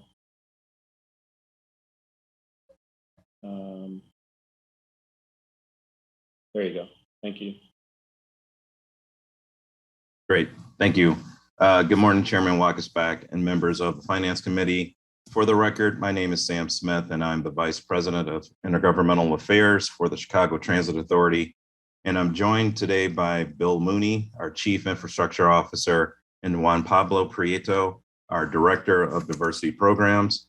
as well as Tim Jeffries, Deputy Commissioner in the Department of Planning and Development. We are here today to request your approval of 4 intergovernmental agreements that would provide the CTA with TIF assistance for these critical projects. The first project is the 43rd Station Improvement Project, which is located at 314 East 43rd Street in the Grand Boulevard community area and the 3rd Ward. It is also located within the 47th King TIF District. The proposed project would upgrade customer-facing improvements to the station, including paint, upgraded lighting and signage, repairs to roto gates, new interior stairs and ceiling, canopy replacement, and refurbished passenger amenities such as benches and windbreaks, as well as relocating an existing staircase to support neighboring development. The total project cost for the work is $11.5 million. If approved, the IGA will authorize up to $1.9 million in TIF assistance. The remaining budget will be supported by federal formula funds and the Rebuild Illinois State Capital Program. Next slide, please. You can see, with this slide, you can see the project location and details on this map, as well as an overhead view of the existing station. Next slide, please. As these pictures show, this work will improve the customer experience and address state-of-good repair needs at the station. Next slide, please. This is a design rendering of the plan for the project. The new staircase will integrate into the existing sidewalk structure, and the improvements will make the station more user-friendly and visually appealing to the riders. Be happy to answer any questions you may have. All right, thank you, Mr. Smith. Alderman Osterman. I'm sorry, what's the cost on this? Double back here. The total project cost is $11.5 million. The TIF amount that's requested is $1.9 million. Are there any other associated developments with the city that are going on in conjunction with the improvements to the station? I'm going to turn that over to Bill Mooney, our Chief Infrastructure Officer. Alderman, I know. I'm sorry, Alderman Dahl. I'm sorry. Do you want to field that?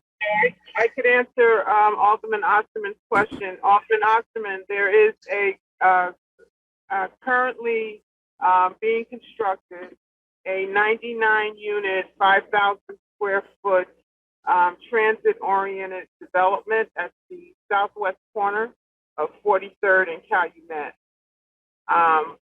This particular project, I worked with the CTA to ensure that the CTA station would be made better, have a better appearance and made more and modernized to support the public and private investment that's being made all around that area. On the southeast side of southeast corner of 43rd and Calumet, there have been approximately 6 to 8 new townhomes developed. And on the northwest corner is the historic Forum building, and on the northeast corner is a large city-owned vacant lot, which is also the subject of phase 2 of the 43rd Green project. Okay, Alderman Dahl, your leadership is exemplary on this TOD, and I'm glad you got the CTA to do this, and I'm happy to support it. Thank you. Thank you, Alderman Osterman. So Alderman Osterman makes a motion to approve this item by the affirmative vote of all members present for the roll call used to establish quorum. All in favor signify by saying aye. Aye. All those opposed? In the opinion of the chair, the ayes have it and the motion carries. Item number 10 is a communication recommending a proposed ordinance concerning the authority to enter into and execute an intergovernmental agreement with the Chicago Transit Authority to provide tax increment financing funds in the amount of $21,560,000 for infrastructure repairs to the Blue Line Forest Park branch between Damon Avenue and Ashland Avenue in the 25th, 27th, and 28th wards. Mr. Smith from the CTA will be providing testimony on this matter as well. Thank you again, Chairman. The next project we'll be discussing is the Forest Park Track Work Project, which will replace all track and associated components between Damon Avenue and Ashland Avenue. This project is one component of the Phase 1 Forest Park Improvement Program. If approved, the project will be funded by the TIF award as well as Rebuild Illinois State Capital Funds and CTA bonds backed by federal funding. The track in this section of the Forest Park Blue Line has aged beyond its useful life and is subject to slow zones and frequent maintenance updates. This increases costs for CTA and negatively impacts our customers. CTA plans to coordinate all work on the Forest Park branch with IDOT to minimize impacts on the Eisenhower Expressway. The track is located in the 27th Ward and within the Central West TIF and the near West Side community area. Next slide, please. This slide highlights the section of the Forest Park Phase 1 scope that is proposed to be funded by the TIF and represents 7.7% of the larger scope of Phase 1. Next slide, please. This slide shows some of the current track conditions on the Forest Park branch that are causing significant slow zones. I'd be happy to answer any questions that you may have. All right, thank you, sir. Are there any questions? All right, seeing no questions, Alderman Quinn makes a motion to approve this item by the affirmative vote of all members present for the roll call used to establish quorum. All in favor signify by saying aye. Aye. All those opposed? In the opinion of the chair, the ayes have it and the motion carries. Moving on to item 11, this is a communication recommending a proposed ordinance concerning the authority to enter into and execute an intergovernmental agreement with the Chicago Transit Authority to provide tax increment financing funds in the amount of $5.67 million for infrastructure repairs to the California Blue Line station located in the First Ward. We're joined by Samuel Smith again from the CTA for testimony on this matter. Thank you. The next project I'd like to discuss is the design of the California Blue Line All Stations Accessibility Program, or ASAP. The California station is located at 2211 North California Avenue in the Logan Square community area in the First Ward. It is also located within the Fullerton-Milwaukee TIF district.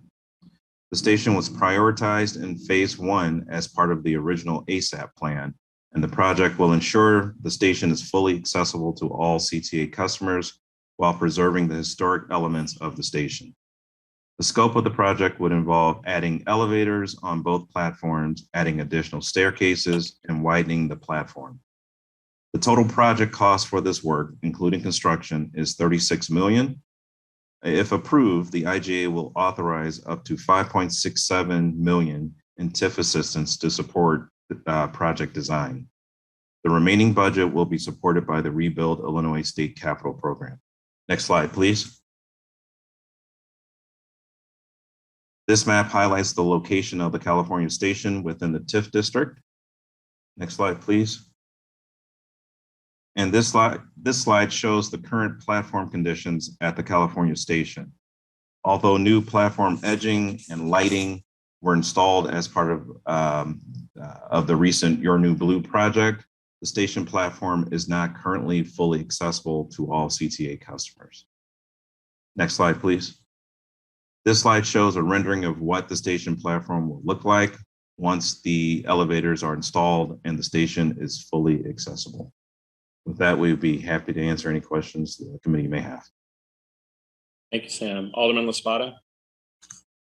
Hey, thank you, Chairman. Not a committee member, but just wanted to speak in support of this project.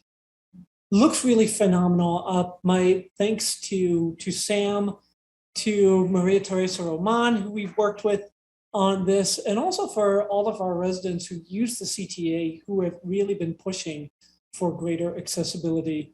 I know this is key for the CTA as well. I think a lot of Chicagoans miss that already more than 70% of their stations are accessible.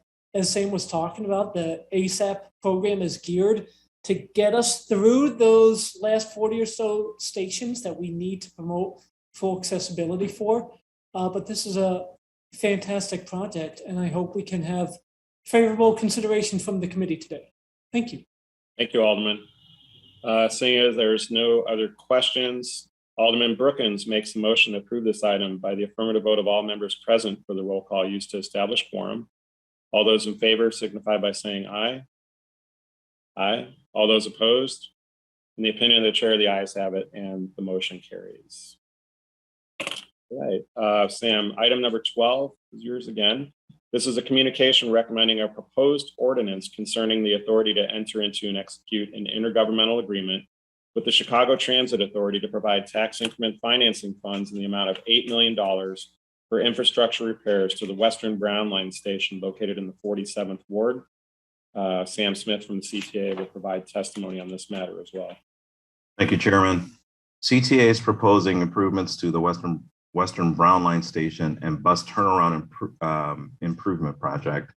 The station is located at 4648 Northwestern Avenue and is in the 47th Ward, as well as within the boundaries of the Western Avenue North TIF and the Lincoln Square community area. This project would address station renewal and ADA concerns at the Western Brown Line station, as well as coordinate with CDOT to complete improvements to the surrounding plaza and bus turnaround. The total project cost for this work is $30 million. If approved, the IJA will authorize up to $8 million in TIF funding. The remaining budget will be supported by federal formula funds. Next slide, please. This slide highlights the location of the Western Station within the TIF district boundaries. Next slide, please. And this slide shows the current condition of the Western Station and bus turnaround. With that, we would be happy to answer any questions the committee has. Thank you, Sam. We do not have any questions, so Alderwoman Tabares makes a motion to approve this item by the affirmative vote of all members present for the roll call used to establish quorum. All in favor signify by saying aye. Aye. All those opposed? In the opinion of the chair, the ayes have it, and the motion carries. All right. Thank you, Sam. Appreciate your time today. I think that was all for you, right? That is. Thank you, Alderman. Have a good day. You as well. All right. Item 13 is a communication recommending the adoption of tax increment financing funds for the Cicero-Stevenson redevelopment from the Cicero-Stevenson redevelopment project area. This entire TIF will be located in the 22nd Ward. Tim Jeffries from DPD will provide testimony on this and items 14 and 15 as well. Tim? Thanks, Chairman. All right. So yes, good morning, Chairman Wagasback and members of the Finance Committee. For the record, my name is Tim Jeffries, Deputy Commissioner in the Department of Planning and Development. I'm here today to request the approval of 3 ordinances associated with the designation of the Cicero-Stevenson Tax Increment Financing, or TIF District. The location of the proposed Cicero-Stevenson TIF District is generally located near the intersection of 44th and Cicero and is immediately south of the Stevenson Expressway and north of Midway Airport. The district is located entirely within the 22nd Ward and the Garfield Ridge community area. The area is notable as the former location of the Chicago Housing Authority's LeClaire Courts development. This map provides more specific detail on the boundaries of the proposed TIF district. The 65-acre district is bounded by the Stevenson Expressway to the north, Cicero Avenue to the east, 44th and 45th Streets to the south, and Laverne and Laramie Avenues to the west. Most of the property within the proposed district has been vacant since at least 2001, when the final LeClaire Courts buildings were demolished. The western portion of the district does, however, include a Chicago Park District facility, LeClaire Hearst Park. The primary purpose of this designation is to financially support the redevelopment of LeClaire Courts as a mixed-use mixed income development, including CHA units designated for former residents to return to the site. The site will additionally support new commercial uses, which are anticipated to include, among others, a grocery store and a medical center.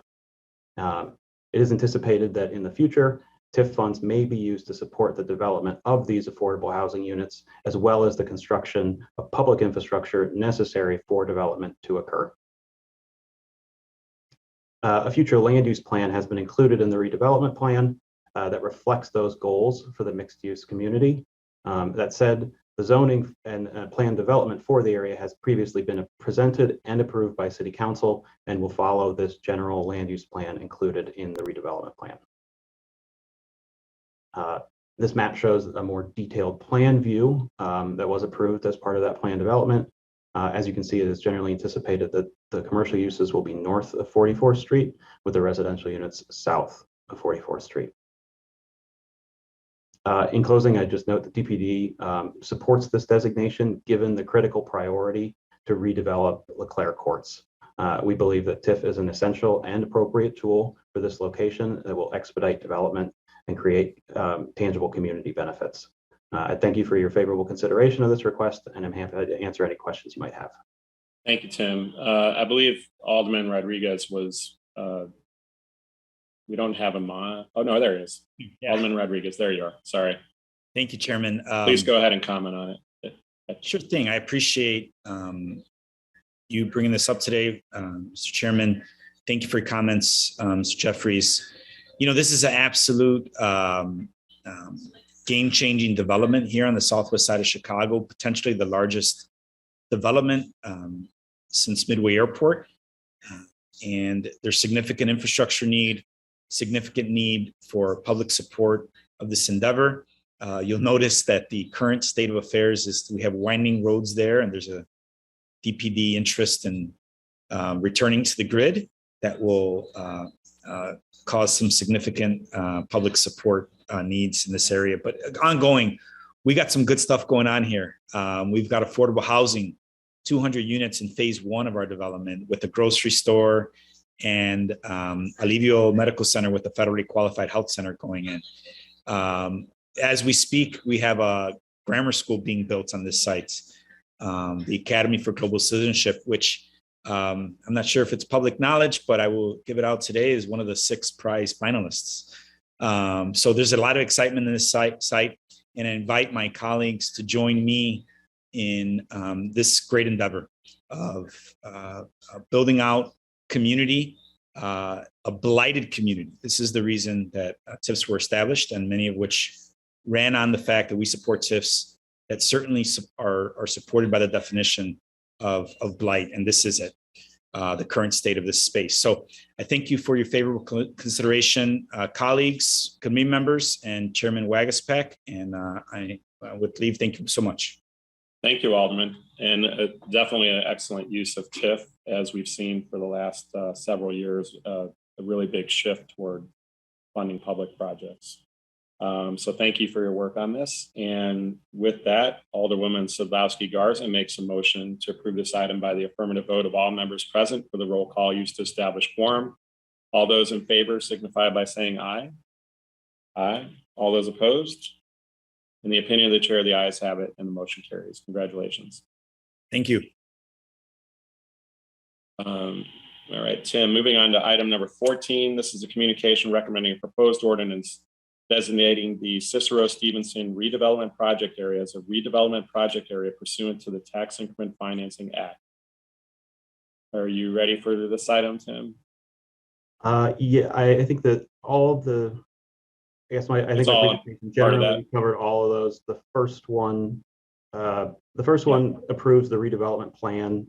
This one, 1743, designates the geography or the boundaries, and then 1744 adopts the actual financial mechanism for the tax increment financing itself. I'm not an attorney, but I do know that they have to be split out into these 3 ordinances. That's right. So these are all related, ladies and gentlemen, 14 and 15. So Alderman Napolitano makes a motion to approve this item. This is item number 14 by the affirmative vote of all members present for the roll call used to establish quorum. All in favor signify by saying aye. Aye. All those opposed? In the opinion of the chair, the ayes have it and the motion carries. And then item 15 is adopting the TIF financial mechanism for this project, for the proposed ordinance approving the redevelopment plan for the Cicero Stevenson redevelopment project area pursuant to the TIF Act. And Alderwoman Smith makes a motion to approve this item by the affirmative vote of all members present for the roll call used to establish quorum. All in favor signify by saying aye. Aye. All those opposed? In the opinion of the chair, the ayes have it and the motion carries. Tim, I think we're set with you today. Thank you very much. Thank you. Congratulations again to Alderman Rodriguez. All right, ladies and gentlemen, moving on to communications from the Department of Law. Item number 16 is the monthly report of judgments and verdicts and settlements from the Department of Law for the month of May and will be placed on file with the clerk. Item 17 is Chairman, Go ahead, Alderman. Sorry. Thank you, Chairman. I actually had a question with regards to the settlement report. Okay.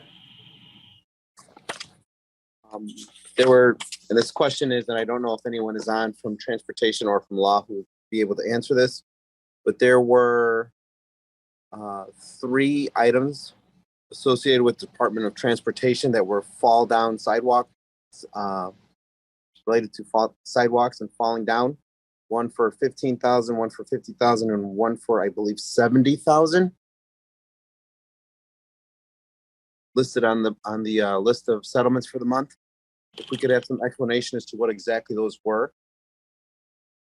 Sure, I will get a hold of both transportation and law to see what I can get for a report to you on the specifics of the incidents.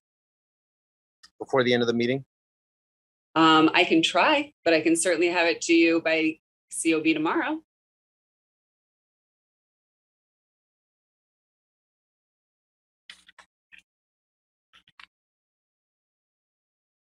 Well, Chairman, right, Alderman?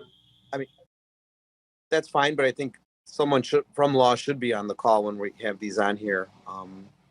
But I raised this up because we have spent and paid out hundreds of thousands of dollars because of CDOT not fixing sidewalks. So I'd just like an explanation as to why we're seeing that much money going out the door this month when we've already addressed this issue numerous times with the department. Well, I mean, if we have thousands of miles of sidewalk, I'm sure we're always going to have a trip and fall case somewhere that somebody will figure out. But we'll get that information to you as quickly as possible. Definitely by close of business tomorrow. Thank you. I'll hop on with Mimi now. Thanks. Through the chair for the whole committee, please. Thank you. Yes, yes, will do. All right, item 17 is one order authorizing 2 applications for the City of Chicago charitable solicitation permits for the American Civil Liberties Union and Save the Children. If there's no objection, these will be placed on the omnibus. Items 18 and 19 are authorizations for the payment of various small claims against the city and denial of payment of various small claims against the city. If there's no objection, these items will be placed on the omnibus. As a lot of you know, we had no settlement discussions, no settlement offers for this supplemental agenda. So we will now move on to item number 4. Item number 4 is a communication recommending a proposed ordinance amending municipal code chapters 9-100 and 9-101 to further regulate the automated speed enforcement system. We're going to be joined by several people today to speak on this item. We have CDOT Commissioner Gia Biaggi, Deputy Commissioner Kevin O'Malley, and Comptroller Reshma Soni, amongst other staff, for testimony on this matter. And then we have Alderman Beal has asked Don Bradsford.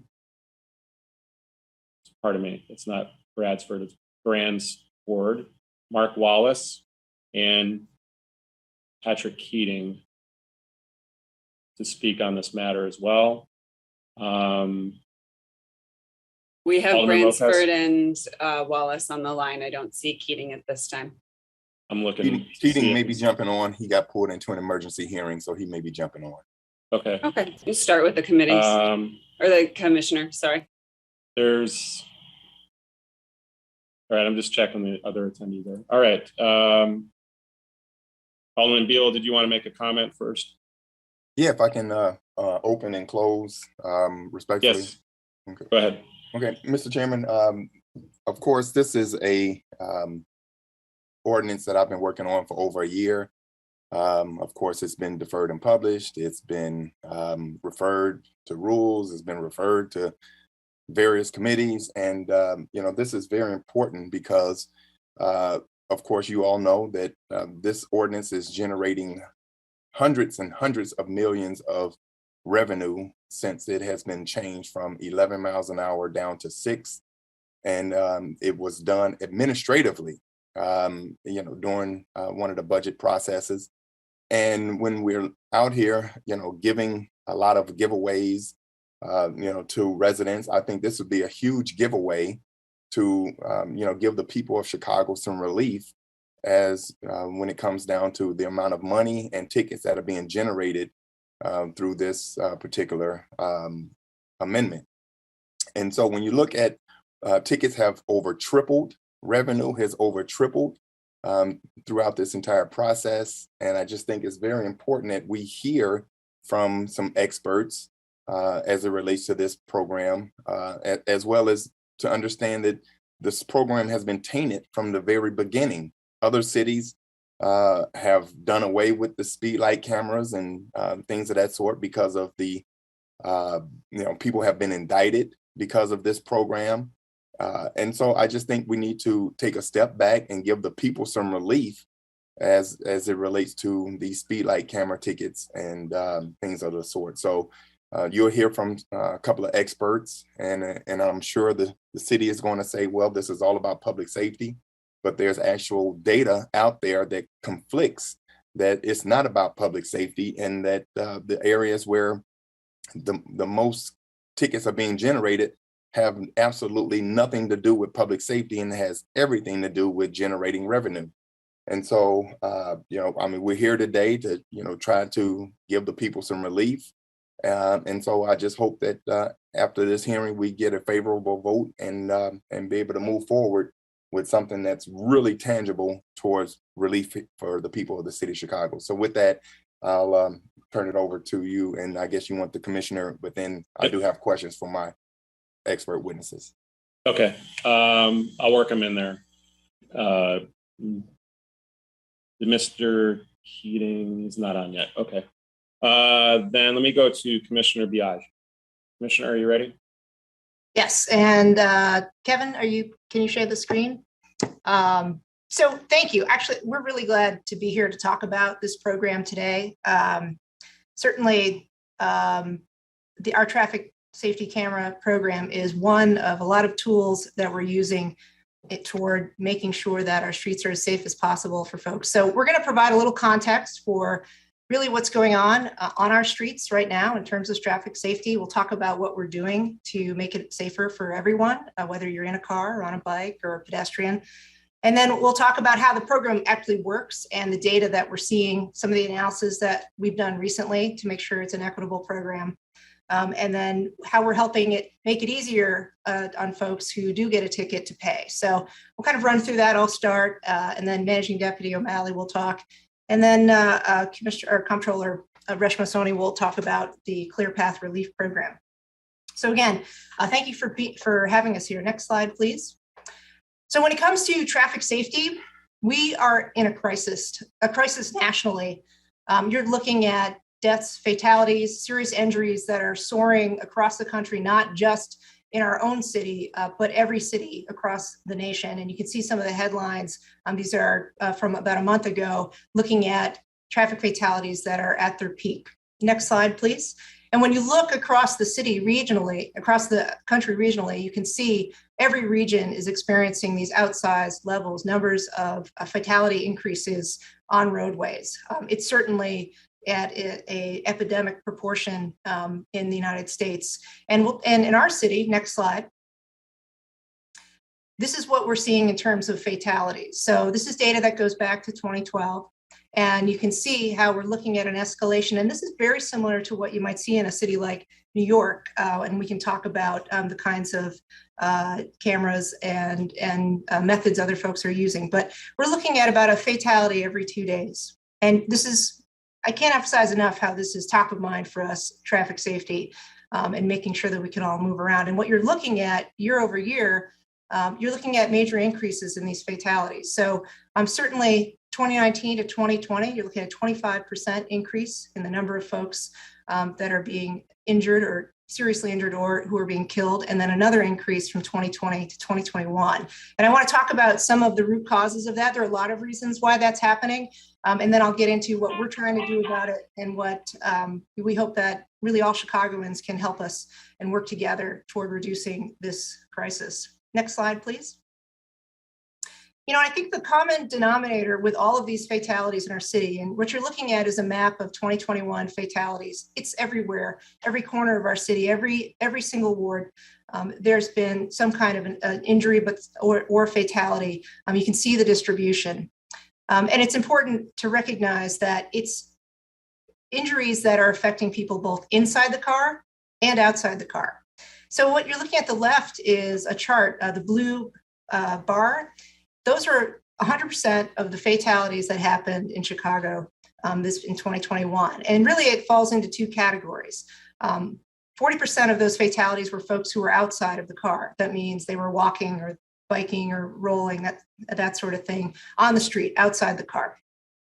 60% of those fatalities were actually inside the car, meaning it was the driver, the passenger, a car hitting another car, and a fatality in that accident. So it's not as simple as something that's happening to pedestrians alone or happening to cyclists alone. It's also happening to folks who are driving the cars that are driving up these numbers. And in fact, of those drivers inside the car, people who are initiating the accident, over 2/3 of them die. So the car that's initiating the accident is often the carrier of the folks who end up dying in these crashes. And so we're going to talk about some of those factors of why that's happening. But the common denominator here is the vehicle. We don't have fatal crashes that on our roadways that don't involve a vehicle. Next slide, please. So when we look at some of the challenges here, there are a couple of factors that contribute to serious injuries and fatalities. So I'm going to walk through. There's vehicle design, there's traditional street design, which is something we're working really hard on to change, and then there's driver behavior. So on the slide on the right, you can see a couple of charts. So the chart at the bottom, which I'll point you toward first, is talking about the increased size in vehicles on our roadways. And this has been happening over the last couple of years. The chart that's on the upper left, which shows the number of SUVs in particular that are the lion's share of the market share in vehicle size. So if you look at the picture to the bottom right, and you know this, when you walk down a city street, you can see that vehicles are taller. That means when they strike you, they're hitting vital organs where maybe you would get hit below the knees. Cars are designed actually to keep the people inside them safe. And that's a good thing. But they're not designed to keep people outside of them safe.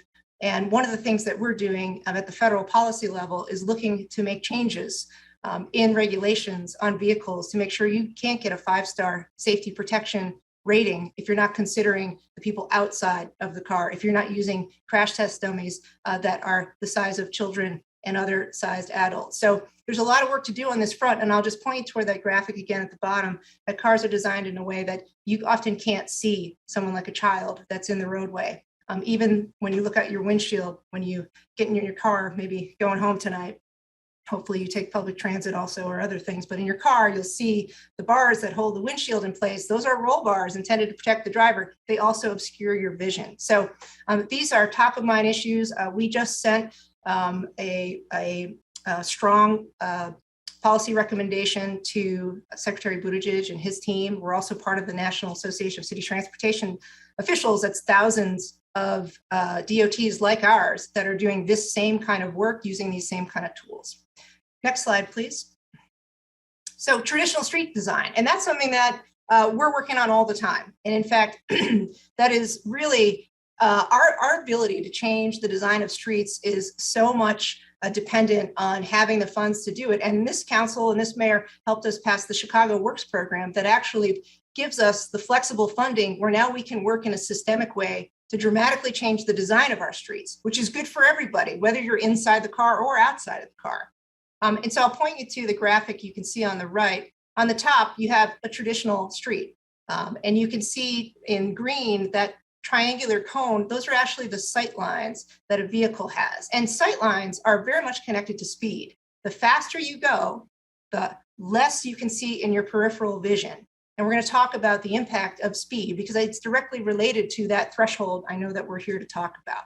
If you look at the graphic at the bottom, this is how we're designing streets now. And we have 4,000 miles of streets to design, and a lot of those are in process. And again, we have not had dedicated funds until Chicago Works to do this kind of work, to work in a systemic way, to get at those sidewalks, to get at those pedestrian bump outs, to get at those roadways to make sure they're safe. So the graphic at the bottom, you can see what we call a pedestrian bump out. That's making the crossing a little shorter. It's also slowing down the driver. It's making sure when they get to that intersection, they can see what's in front of them. They don't have that narrow vision. In addition to protected infrastructure, like protected bike lanes, where we are investing funds that we, again, never had before in making sure that we are creating robust infrastructure to protect everybody on the street.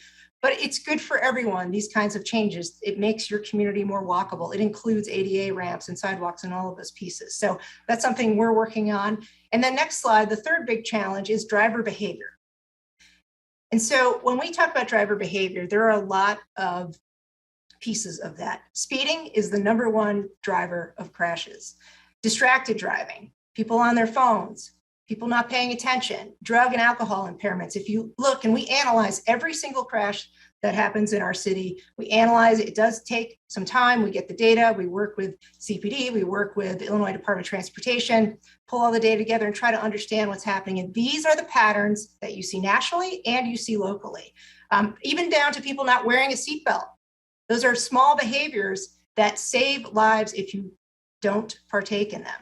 So I want to point to the graphic at the right, because this is when we're getting in what matters with addressing the speed limit and connecting driver behavior to connecting the speed to the speed limit. So you see these two cars here in the graphic. So on the top, a car traveling 20 miles per hour, if it hits a pedestrian, you have about a 90% chance of surviving as a pedestrian. If you get hit at 20 miles an hour. If you get hit at 30 miles an hour, it drops to just about half. You have a 50% chance of dying if you get hit by a car going 30 miles an hour. And I'm going to talk about the threshold a little bit later, because when we get up to 40 miles an hour, you have an 80 to 90% chance of dying if you get hit by a car. And as I talked about, if a car is going that fast and you hit a fixed post like a street sign or a traffic light or a concrete barrier or what have you, as a driver and a passenger, you're likely going to have a serious injury or die. Let's go to the next slide, please, Kevin. So I talked a little bit about what we're doing at CDOT. We are all hands on deck. We are using every tool that we have.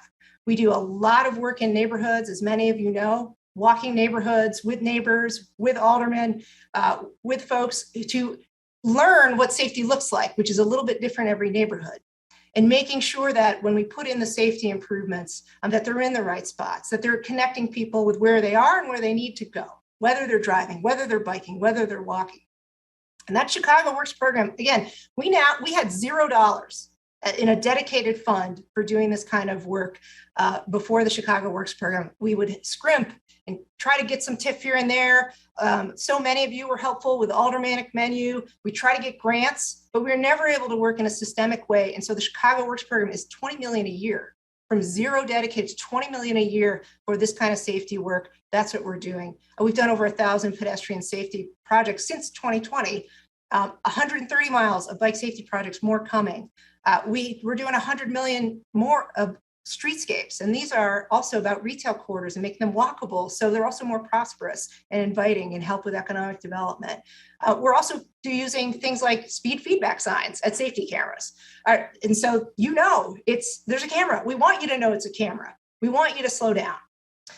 There are other things we're doing. We have the Safe Ambassadors, which are Streets Are For Everyone ambassadors, where we teach people traffic safety, how to ride a bike, take a helmet.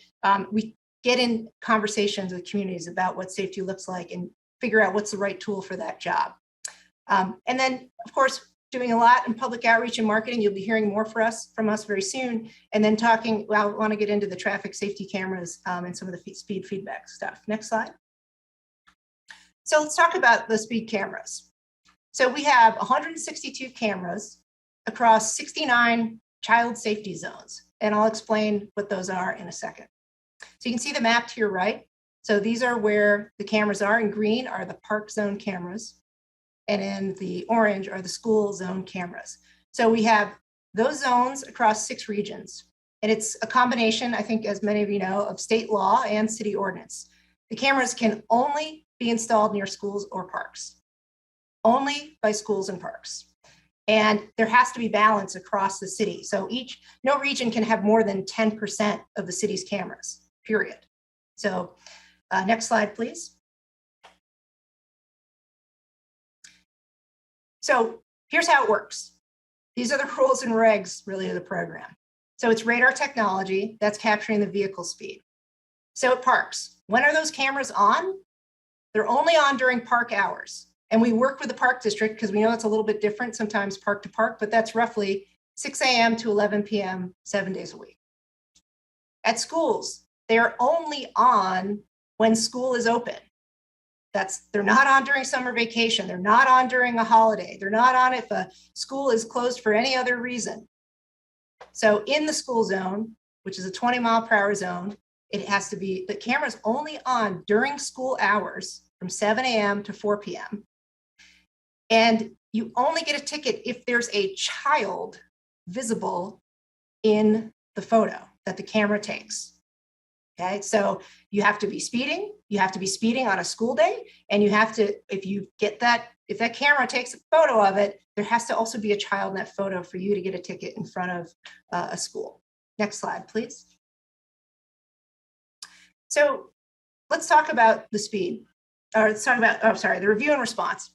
So what happens when that picture's taken and you do, and there is a violation? Well, in order to confirm there's a violation, there are actually 3 human reviewers. So it's not a computer that's analyzing it and, making it an automatic ticket of some kind. The 3 humans review each violation. So that's a lot of time to review. And let's talk about this threshold. So if you're speeding 6 to 10 miles per hour over the speed limit. So, and we're a city with a 30-mile-an-hour speed limit. So 36 to 40. You get if one of these cameras, so when it's on during the hours that it's on, and you're speeding, and you're going 6 to 10 miles per hour over, that's a $35 ticket. It is also one of the lowest fines in the United States. If you look at a city like New York, who also has a 25-mile-per-hour citywide speed limit, which we try to do on residential streets, their ticket's $50. So if you're going 11 miles per hour over the speed limit, that gets that $100 ticket. And we're going to kind of get into some of the data on the $100 tickets and how that's having an impact. So you have to be going 41 miles an hour by school with a child present between school hours or by a park during park hours. Your first violation in either case, you get a $0 ticket. And that's meant as a warning. And we do think it's important, especially to make sure that you get a shot, that we want you to know there's a camera there. We don't want to hide the cameras. We want you to slow down. And notably, the ticket doesn't go on your driving record. And that's also important. It doesn't affect your insurance. It's not going to prevent you from doing something else you need to do. Next slide, please. So how it works, the last piece is how we communicate, right? So when a new camera is installed, for that first month, it's only warnings. So that's the first month. Then if you get a ticket, then it's a $0 ticket. Then if you get a third, then you're getting that $35 ticket, or if you're going 11 miles per hour over the speed limit, that 41 miles per hour or more, then you're getting that $100 ticket. We also provide signage. Again, we want you to know these cameras are here. So we actually provide more signage than state law requires. And all of the information, the ticket data, the images, the video, it's all online. You can look it up yourself and you can take a look at what the camera captured and then appeal through the administrative hearings process. We also post the data on the cameras every day. So that goes in the open data portal. We want to make sure that everyone's aware of what data we're collecting and can look at see for themselves. Next slide, please. So this is what that threshold means. So I talked about the risk of death for a pedestrian being struck by a vehicle and at those different miles per hour. And so those are those purple bars. So again, 20 miles per hour, you have about a 90% chance of surviving. And that's just fatality. There are also certainly injuries that happen here. If you're going 30 miles per hour and you hit someone, they have a 40% chance, or it's like 40 to 50% chance of dying. If you get hit 40 miles an hour, again, it's 80+% chance of dying. So let's talk about where that speed threshold is, right? So on the right, you can see at 30 miles per hour, that's the speed limit, right? But we're not ticketing you with this camera at the speed limit, even though it's the law. We're actually ticketing you 6 miles per hour above that, at that $35 ticket at 36 miles per hour. So you can see if you walk up that bar, you're getting to a 60% chance of dying, of that pedestrian you hit or cyclist that gets hit dying. And then at that 11 mile per hour threshold, the $100 tickets, that's 41 miles per hour, roughly, if you're, with our speed limit. And so you're at that 80% chance of dying, 80% chance of fatality if you get hit by someone going 40 miles an hour. So the goal here was to bring down that threshold because we need you to drive slower. And one tool in our box is enforcement. And so we'll talk about the translation of this, what we put in place, with how that impacts what we're seeing in terms of the data, in terms of vehicle speeds. So I'm gonna, let's see, next slide, please. So we know that these cameras have prevented crashes. So what we did in 2021, last year, we commissioned an independent study by UIC to look at the speed safety program, look at equity, to look at, is the camera program working? How could we make it better? Where do we need to make adjustments? So in terms of preventing crashes, the study did conclude that over the 3-year period they studied, which is recent 3 years, we saw a reduction of 12% of injury crashes. So that's 200 plus people who didn't get a serious injury from a crash. They also found that the number of severe crashes near these cameras was reduced 15% over that same period. So this is 36 people, that's how it translates, that's just math, that were not killed by people driving beyond the speed that we have marked out here for you. That's 36 people who were not severely injured or killed thanks to these cameras. So I want to ask actually Deputy Commissioner or Managing Deputy Kevin O'Malley to talk us through what the speed decreases look like associated with the cameras. Can you pick it up from here, Kevin, please? Sure, and thank you, Commissioner. So what I'd like to do is go through a little bit of a preliminary analysis over what the impacts of the lowering of the threshold has been, because we think we're seeing some very positive results. So what we have here, the yellow line represents the average speed that we're collecting and seeing at the cameras. And as you can see, in 2019, we sort of averaged a steady miles per hour. When COVID hits, because of the decrease in congestion and just not a lot of folks on the road, the average speeds increased. As we came out of the COVID shutdown and when we applied the new threshold, starting in early 2021, you can see we went back to the average speed we had before, and throughout the year, last year, 2021, and into this year, it's continually gone down. So again, this is the speeds that we're collecting at the cameras. And what we're seeing is that once the threshold went in, motorists clearly are reacting in the way we wanted them to react, which is to slow down. And so we're seeing good results there. When we actually look at the injury crashes that are happening near the cameras, again, this is all preliminary, and this is data comparing 2019 before COVID and all of the complicated factors that applied to traffic to this year. And remember what the commissioner said, the overall camera prior to this data here decreased severe crashes by 15%. Well, what we're seeing is since the threshold has gone in, we've dropped it down again another 13%. So we're seeing injury crashes near these cameras coming down. So again, we're seeing the results from the lower threshold having a positive impact on safety. And lastly, another thing we're looking at is at the most expensive ticket, the tickets that you get when you're going 41 miles an hour, that most deadly speed, as the commissioner said. Again, we are issuing tickets in the years prior at a certain rate. These are quarterly numbers. We're just looking at the first quarter of each year. And what we're seeing is since the threshold went down last year, at the beginning of last year, the number of the $100 tickets, the most expensive and the most egregious speeding, that has been brought down by almost 25%. So that's significant in our mind of not only are we bringing down speeds, bringing down injury crashes, but we are also bringing down those really fast speeds that are the most deadly.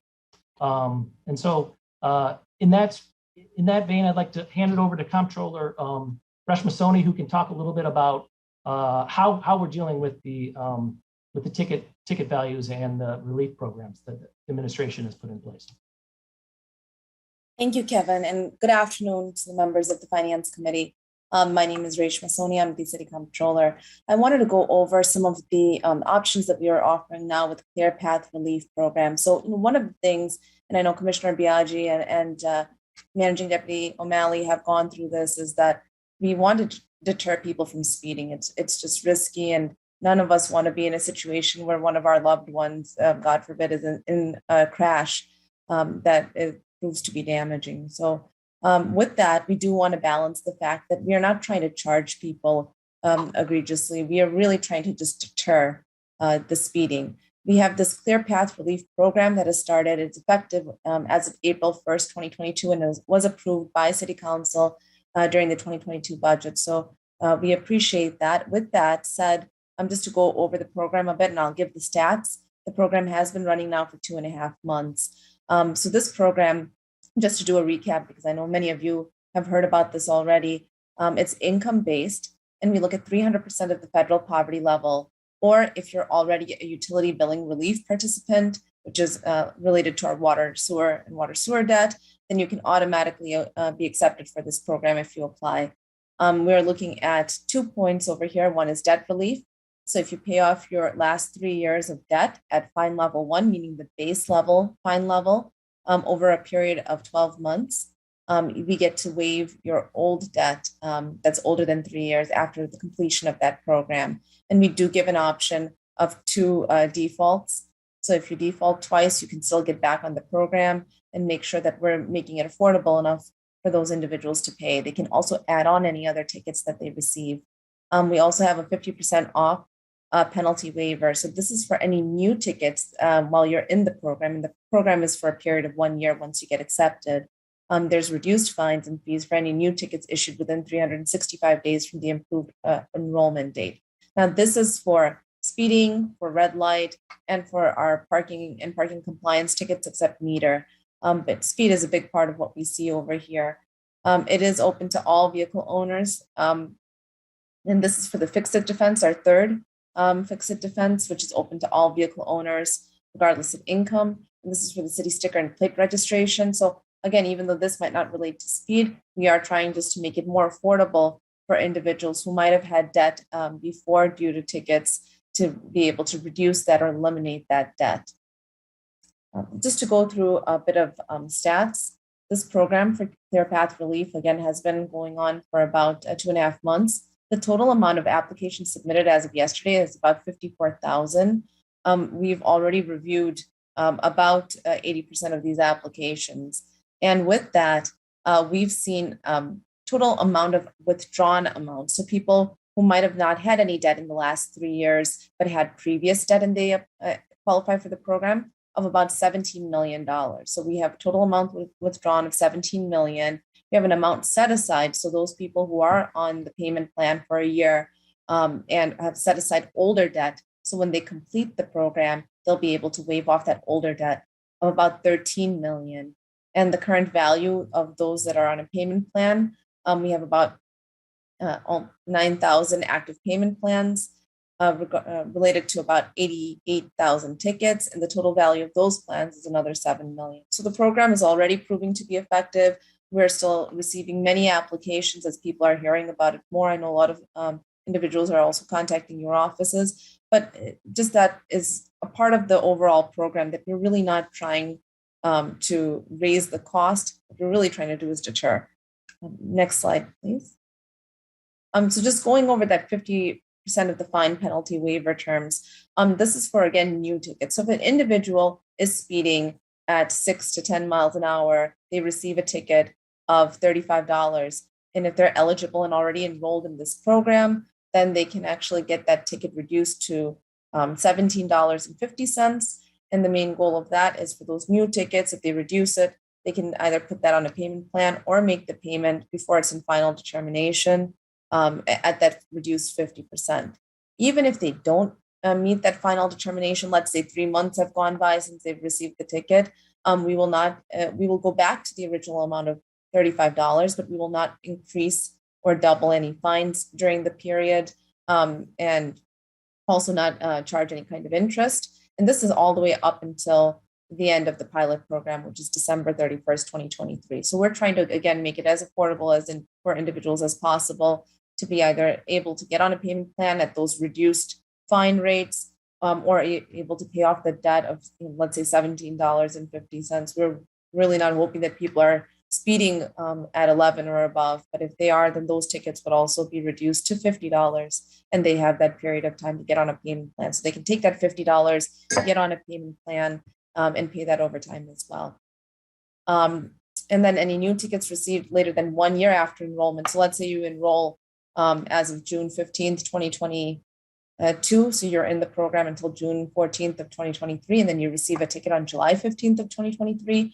That ticket would be issued at that $35. Let's say in our example, if you went 7 miles above the speed limit, but again, you wouldn't have any penalties assessed or any doubling of fines until after January 1st, 2024, as long as you had been a part of the program before. So we're trying to offer many ways for individuals to be able to afford this. Our main goal is that they don't get any ticket, of course. Next slide, please. So this is just, again, another option of fixed defenses that we were talking about. This is a palm card that we have, and of course, if any of your offices are interested in getting this and haven't received it, please let us know. But it just gives options to people of how to be able to use this fixed defense, again, trying to lower down the overall cost for getting a ticket. And this is related to city sticker or to the license plate registration. So many different ways to be able to get some relief with the city. And as we see, it's already been effective. Next slide.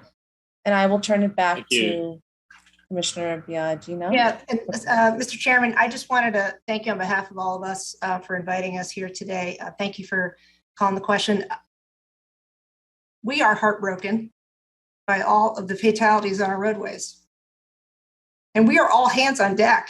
And to diminish the tools that we have in our toolbox is something that we don't want to do. We want to have every tool at our disposal, whether it's thank you to everyone who supported the Chicago Works program, because now we can systemically change the roadways. So we just can get you to slow down as much as we can with design, whether it's tools like speed cameras, whether it's the federal policy lobbying that we're doing. We're all hands on deck. It's a top priority here. We're doing everything we can. And I just appreciate everyone's consideration. And I do appreciate also that everybody on this call who we work with, I know this is also top of mind for you too. And we're all trying to pull on the same rope in the same direction here and save some lives and prevent injuries. So thank you again for the time, and we're happy to answer any questions that we can. All right, Commissioner, thank you.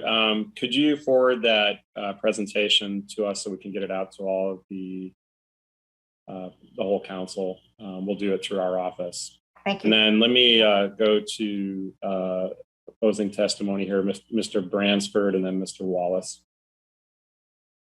And then after Mr. Wallace, I'll take note of who has questions.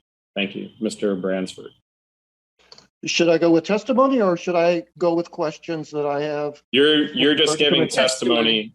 you're giving testimony, and then we'll have the council members ask questions after you and Mr. Wallace go.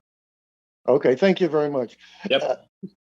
Thank you, Chairman, and thank you, committee, for having us. And thank you for actually allowing this to be heard at this point. As Alderman Beal said, this amendment was introduced over a year ago. In fact, it was introduced before the program actually got launched. I want to tell you what we said at that time and tell you how wrong we got it. We looked at this and said, we think that this is going to be horrible, and at $35 a fine, it will rival the $100 tickets. We said, we know what the $100 tickets are. They're about $30 million a year. We expect another $30 million out of the $35 fines. We were right on the $100 tickets. I'm surprised you said they went down. Maybe number went down to revenue, didn't it? It's still $30 million. But the $35 tickets amounted to $59 million over a 10-month period after they started March 1st. What we would have told you March 1st of last year was, this is wrong-sided. You're targeting the wrong people, and you're going to create problems that don't exist, and then you're going to have to deal with them. We're now a year later, and we can look back and see what those numbers are, and we know what they are just like you do. The real numbers are, for speed camera, $89 million. $59 million of that at $35 a ticket. This is really crazy. We looked at this and we looked around the city. You didn't put new locations. You didn't do that at all. But for years, we've been telling you about how bad the locations were. You now tell us, and it was a mistake that was done in the legislation, that the legislation tried to protect us from your cherry picking by saying you could only have 10% of the cameras in any region. But they forgot to ask about revenue. Or is revenue the number, the term you use, or do you use fine? How do you talk about this money that you bring in? I'd like to ask a question, and one of those questions was going to be, when you forecast this program, how much money, how much revenue did you think there was going to be? There's another question that has to be asked, and that's never been asked around here. You tell us that 3 people look at every ticket. We know that there were 2 million $35 tickets. If they look at each one for 2 minutes, that's 4 million minutes. How many people do you have looking at these tickets and confirming this?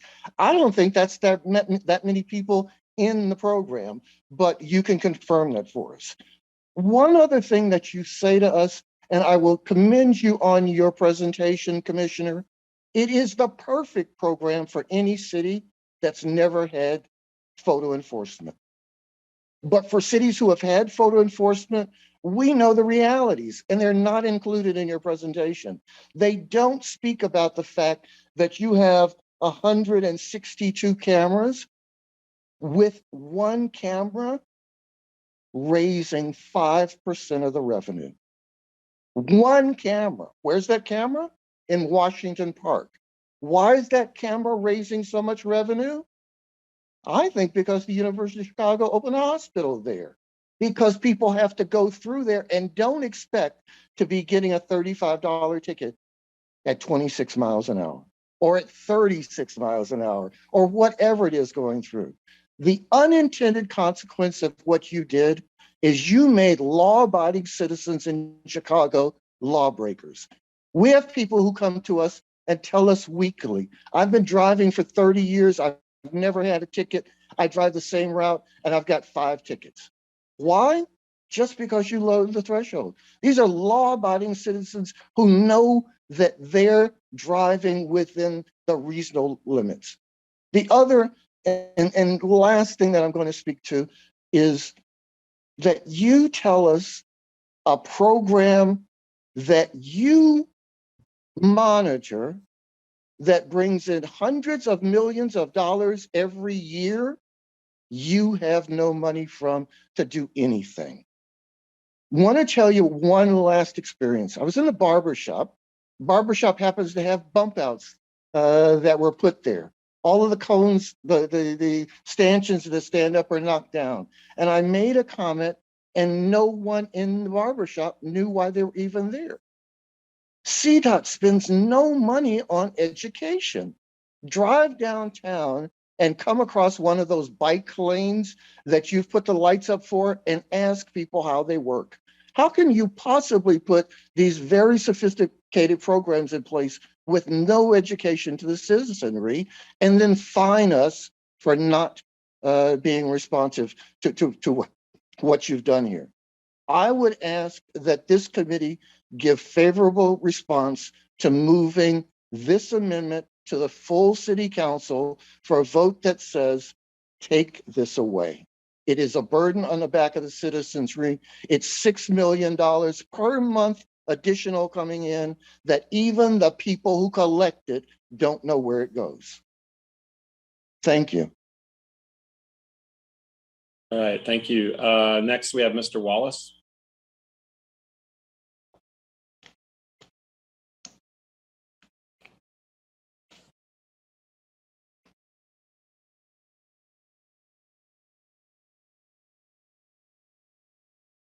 I find it very interesting that Mr. Wallace, could you state your name for the record, please? Yes, my name is Mark Wallace. Yes, I find it very interesting that CDOT and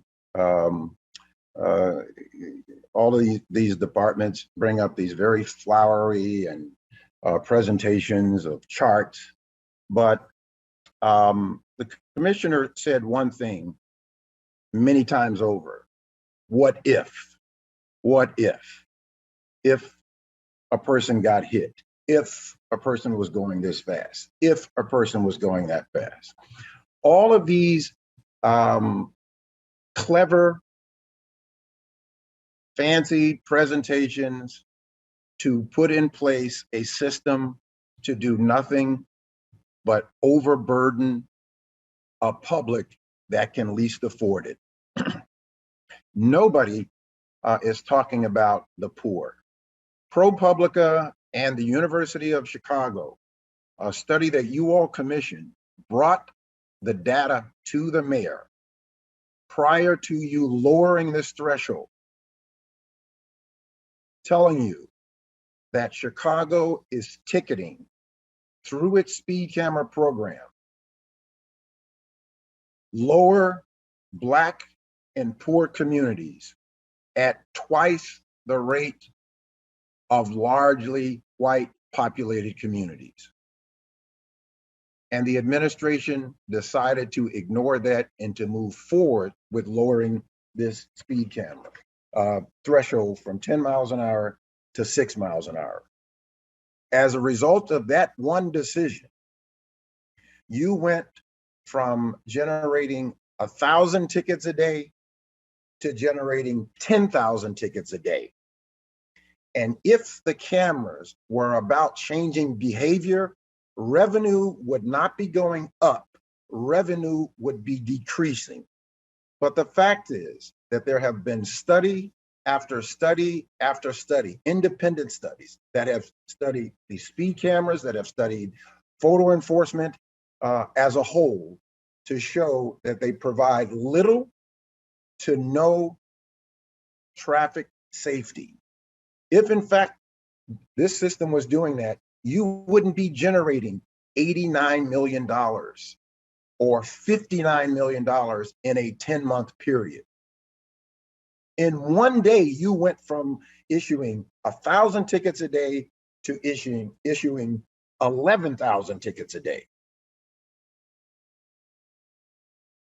When the city went to the legislature, the city promised the legislature that this was purely about safety and not about revenue. Well, we know that that is clearly not the case after all of the now 13 federal indictments of briberies and kickbacks of public officials and 2 private individuals as a result of photo enforcement bribery schemes. Commissioner Biaggi said that if you got a $35 ticket, a child has to be present within the video. That if a child is not present within the video, that ticket should be dismissed. Well, if that is the case and you have people reviewing these incidents, then those tickets should never have been let in the first place. Secondly, we just had a citizen who had an administrative hearing 3 days ago, received a $35 ticket. There was no child in the video or present. The administrative hearing officer said to them, and he gave him the ordinance, read the ordinance to the administrative hearing officer, and the administrative hearing officer said to them, I don't agree with you, I'm finding you liable, and cut the Zoom. That's not just one incident, that happens over and over.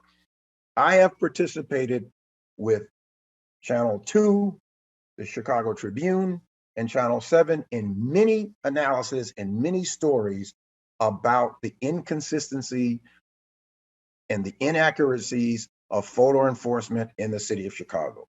So the numbers that the city of Chicago now are providing, we can't even take those with any real credibility because we found that numbers that the city of Chicago has said were actual numbers after further investigation and further scientific studies have found that those numbers were inaccurate by large numbers.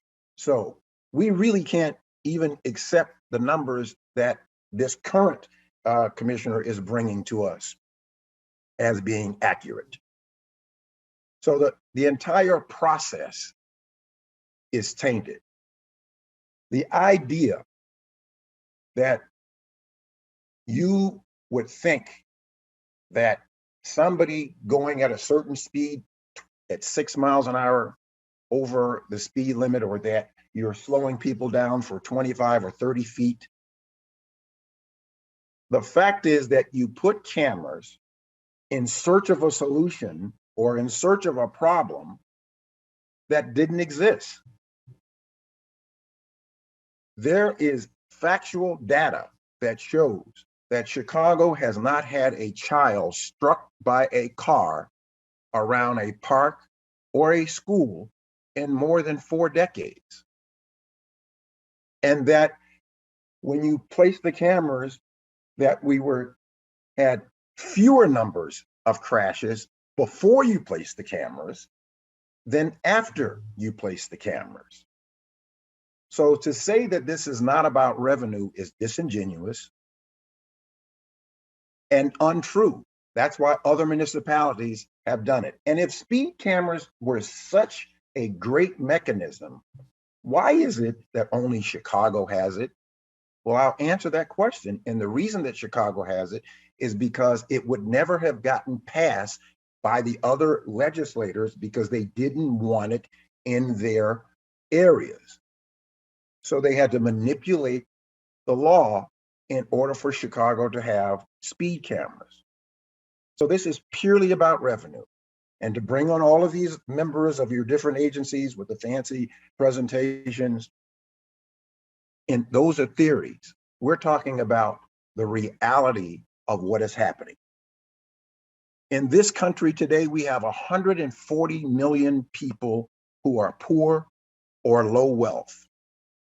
60.9% of those people are Black people who live at or below 200% of the poverty level.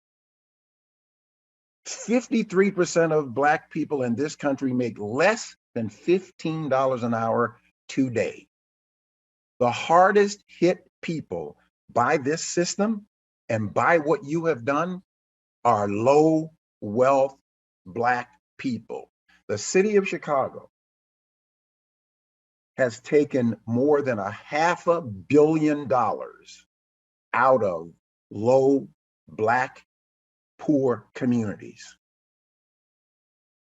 and the African-American alderman of the city of Chicago City Council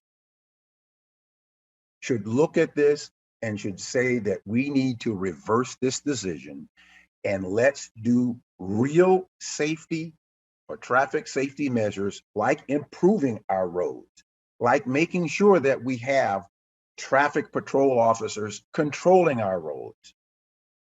15 other states have decided that this system doesn't work and has instituted bans on any types of photo enforcement at all. And 3 of them are our neighboring states. So this is a system that does not work. And what it does do is it creates a lot of money. So we have cash cameras. We don't have a system that is providing traffic safety. In fact, Mr. Wallace, could you wrap up, please? You're on 10 minutes now, and I'd like to get to questions from the alderman, please. Sure. In my closing statement, she said earlier that traffic crashes are up. Traffic crashes are up, but they're up in other areas that have no relations to do with a park or a school. Let's do real traffic safety improvement. We all want for our streets to be safer, and let's improve our streets. Thank you. Thank you.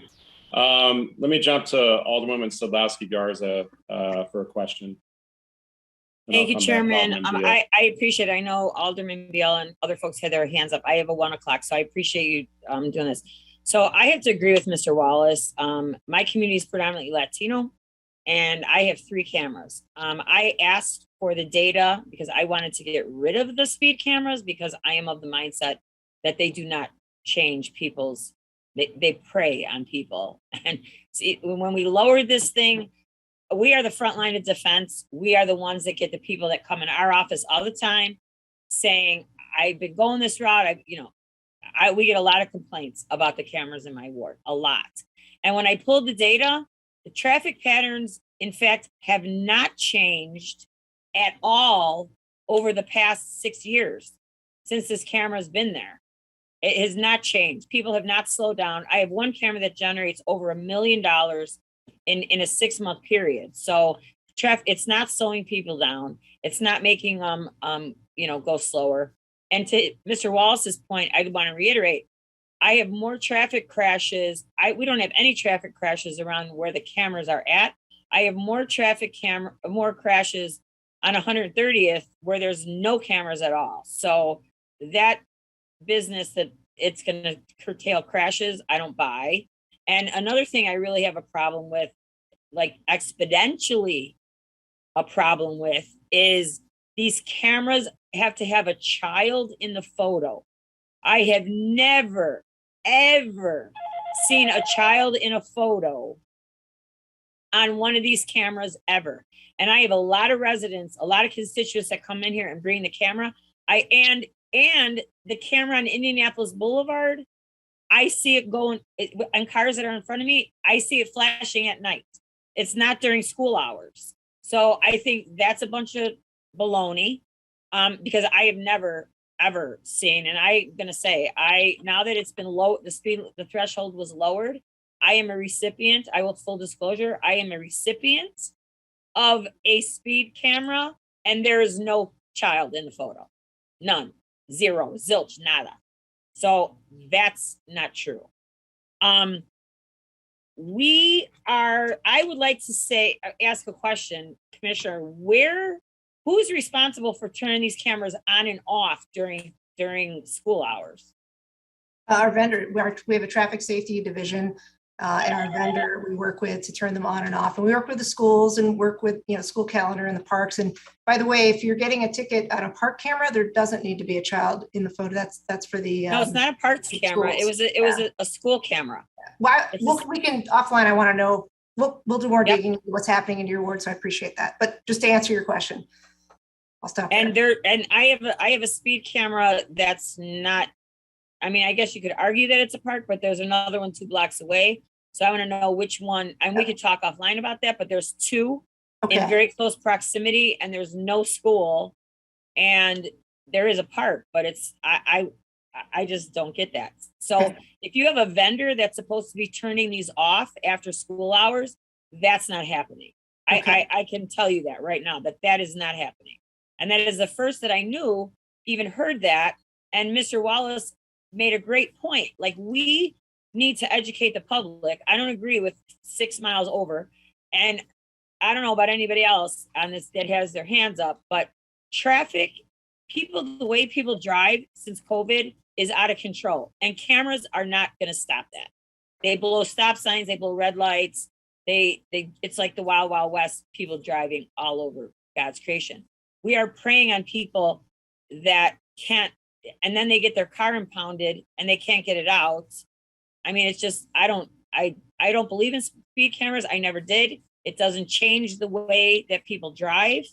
And this child, again, the child in the photo thing, that's a new one on me. So. Okay. Well, so if we'll dig into your cameras. Definitely. There are also the red light cameras too, are a different animal here.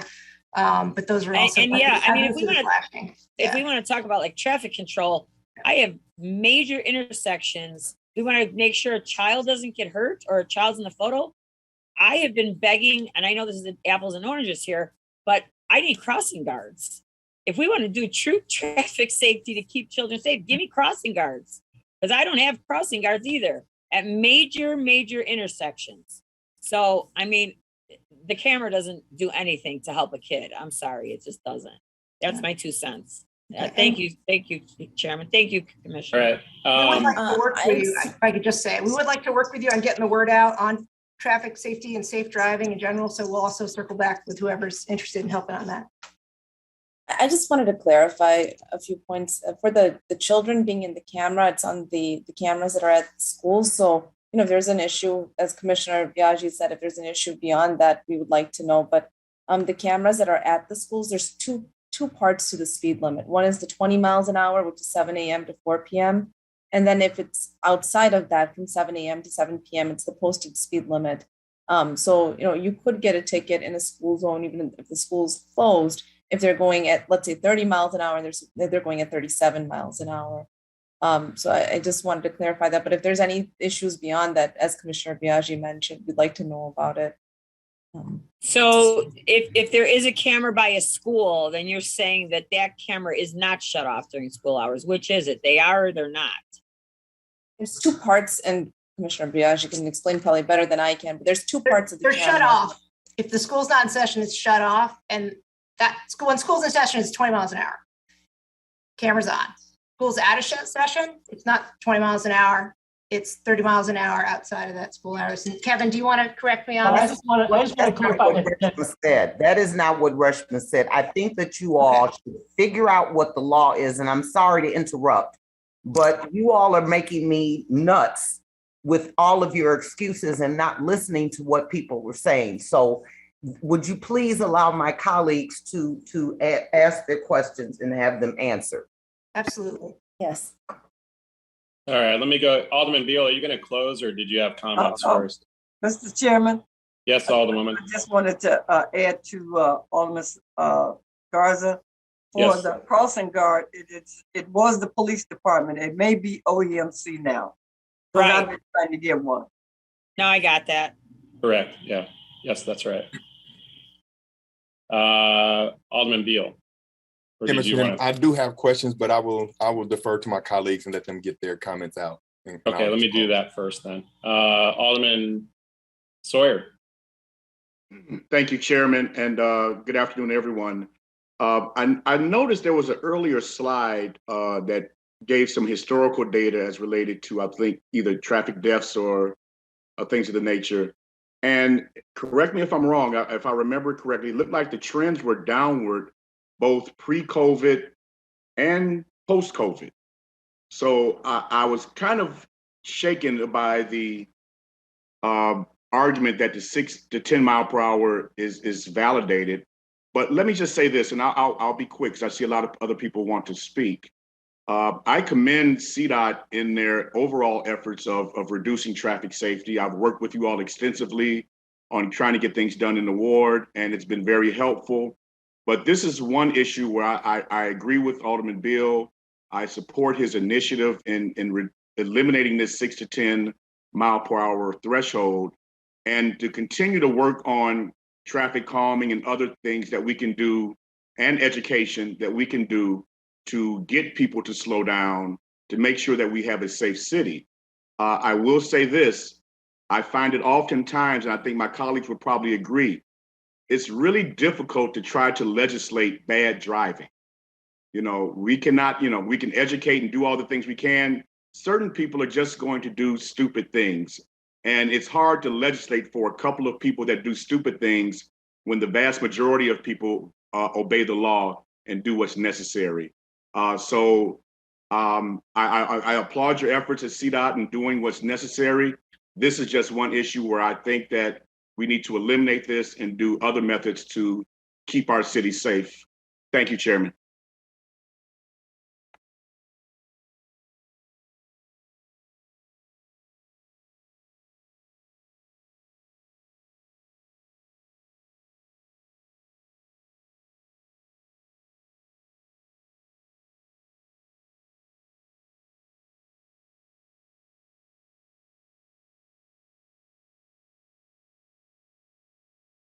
Chairman, you're muted.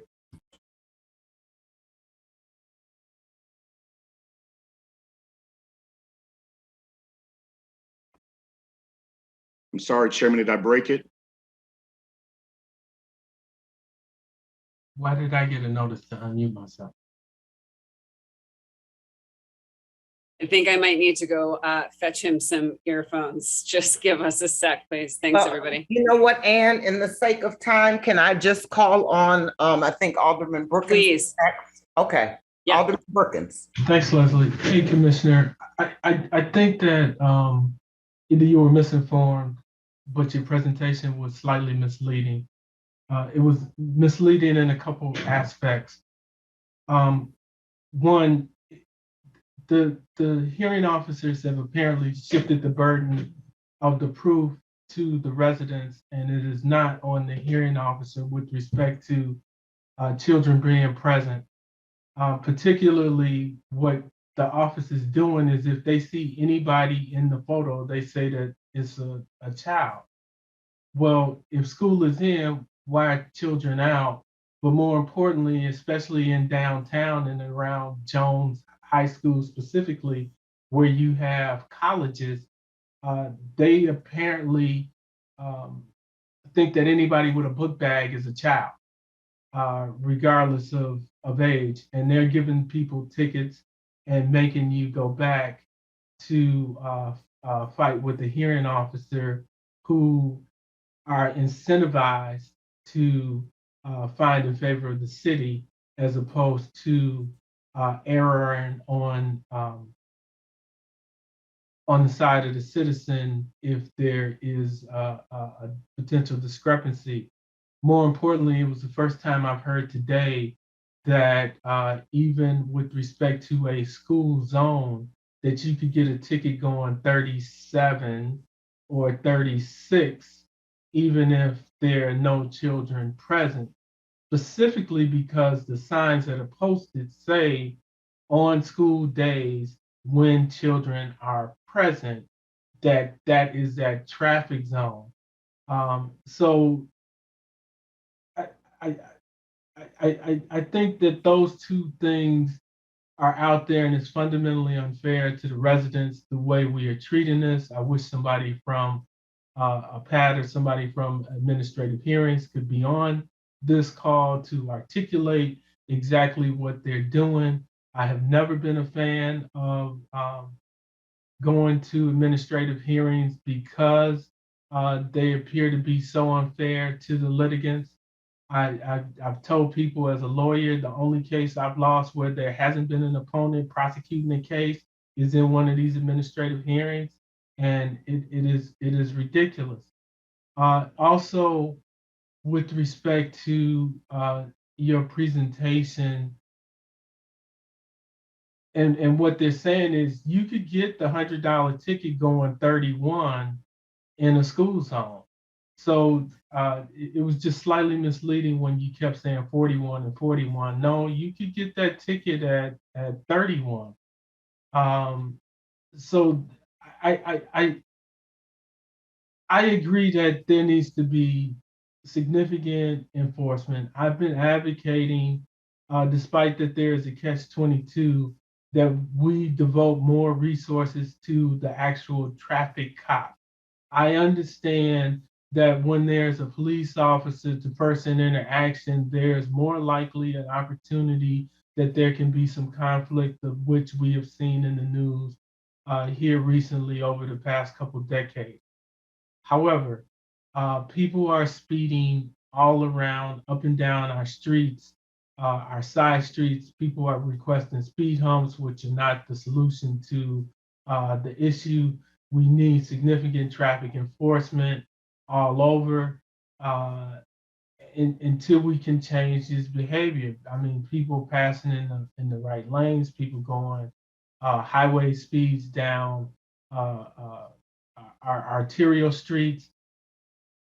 I agree it's ridiculous, and I agree something should be done, but I still have an issue with respect to the fundamentally unfairness of shifting the burden to the taxpayer to make them take off work, go to an administrative hearing, only to be not listened to or ignored, or to have an administrative hearing officer read off some script essentially just saying you're guilty and not really listen to them. So that's my 2 cents.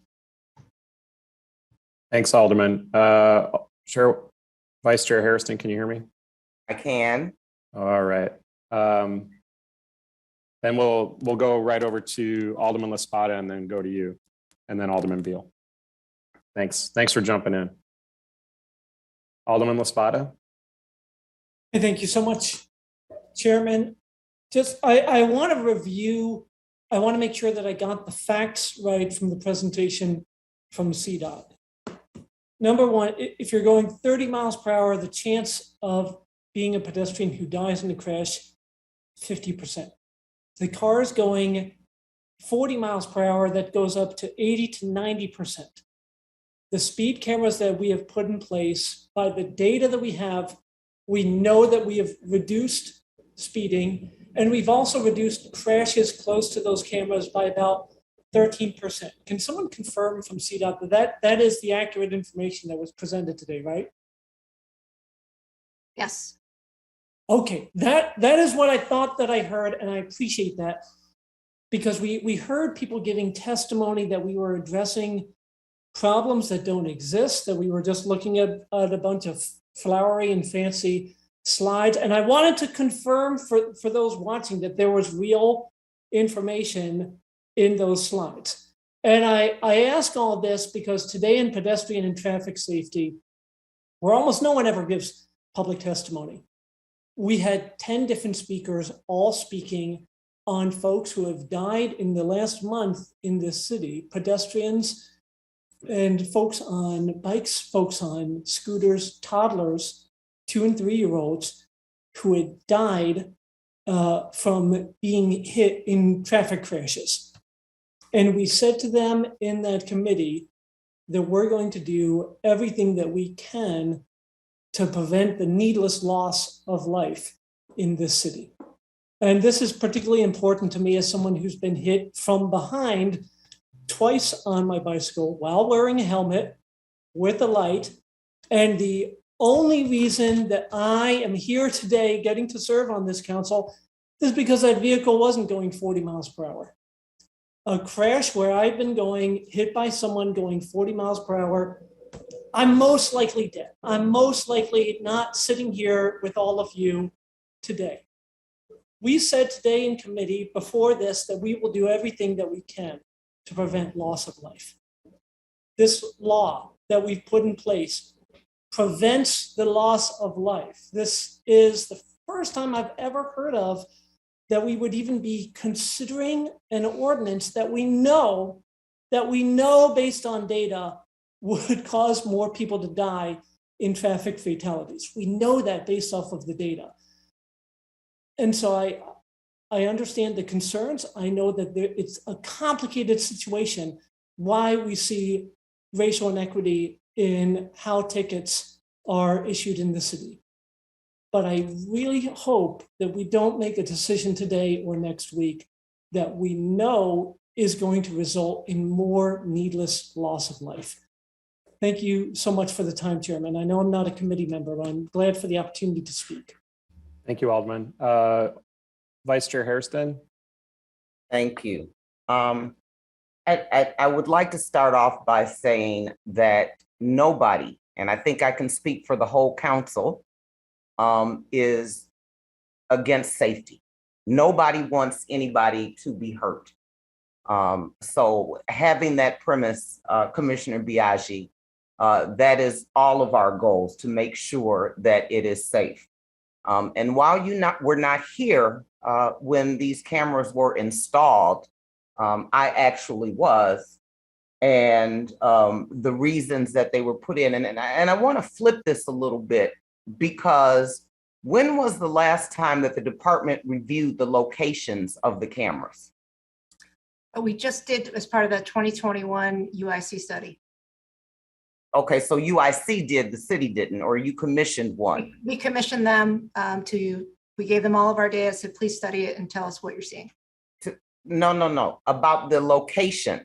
Yes, they looked at locations, and they only looked at the ones that are currently there, right? They didn't look at other locations? Correct. They did not identify, and Kevin, correct me if I'm wrong, we didn't ask them to look at the whole city and say, where's the most optimal location? We asked them to look at how it's performing now. So that is a really good point you're making. Okay, so that is a problem. And here's why. I mean, the traffic patterns have changed over the past 2 decades.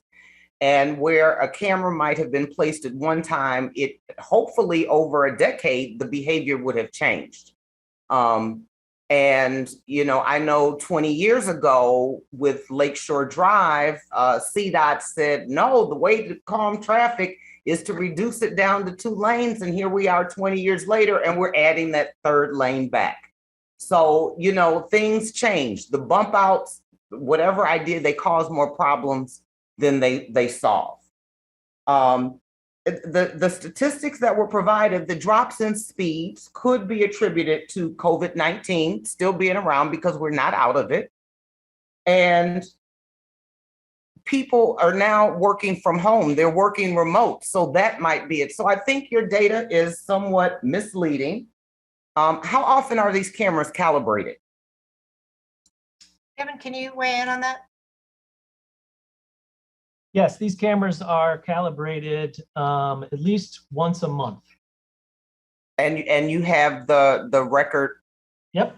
And there's a company that does that? Yes, the company does that. The calibrations are also added to any kind of the attestations that go to DOA as well. Okay. And so the camera doesn't know when a child is present, so the camera's just snapping the picture, right? Correct. All right. How many refunds have we issued for kids being present in a video? Refunds? Sorry. Reshma? Yeah, so that information we can work on getting through the chair for how many refunds have been issued specifically for the child being present. So that would have to probably go through DOH, but we can definitely look into that. DOH? Not DOH, sorry, DOAH, Department of Administrative Hearings, sorry. Okay, so they should have been present on this. Again, these cameras, when they were put in, we knew targeted poor and Black communities. That has been proven over and over again. And brown. And brown. And the reason you made a comment, which you talked about, the city has more signage than the state law requires. And that's because we, the city of Chicago, violated people's rights by not putting any notice. We seem to pretend like the city has not been sued before for some of our bad acts accorded for these cameras, and how we have been hurting our taxpayers in the way that the fees and the fines are assessed, and the way that we do got you with the cameras. That camera that Alderwoman Garza talked about on Indianapolis Boulevard, I don't know, I take that way, I travel that route. That camera has not impacted anything. And it says it's by a park, but it's next door to the Skyway. It was strange when it was there. It's still strange, and it snaps all day and all night. And the park, there's actually a parkway. It's not really a park because there's a parkway in the middle of the street.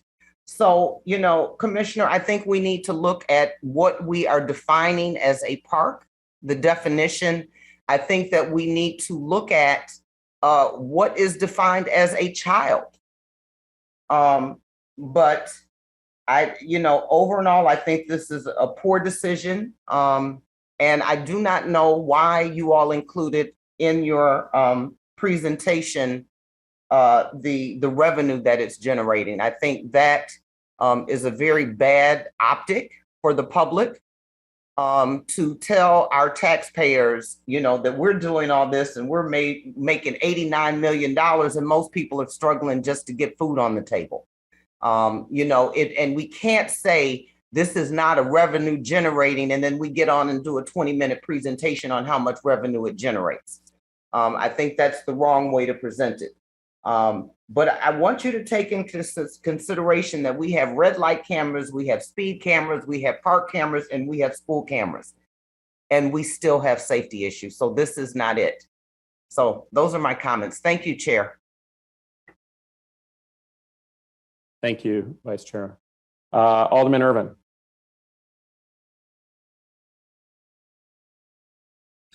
Thank you, Mr. Chairman. A couple things here. It seems like we want to have our cake and eat it too. We ask our residents to help when it comes to fighting crime by providing ring cameras, other ideas that will help. But when it comes to our own personal responsibility or accountability, we do not want that. 35 miles an hour is a violation of the law. Let's be clear about this, that it is a violation of the law to travel at 35 miles an hour in, unless it's posted otherwise in our city. Now, there is a grace period. It's not like you're doing 31 and getting ticketed. There's a grace period, grace area here from 30 to 35 miles an hour. And one of the biggest complaints that I receive, and some of you have received, is the state of lawlessness around driving in our city, be it running red lights, be it driving on shoulders, be it just driving recklessly.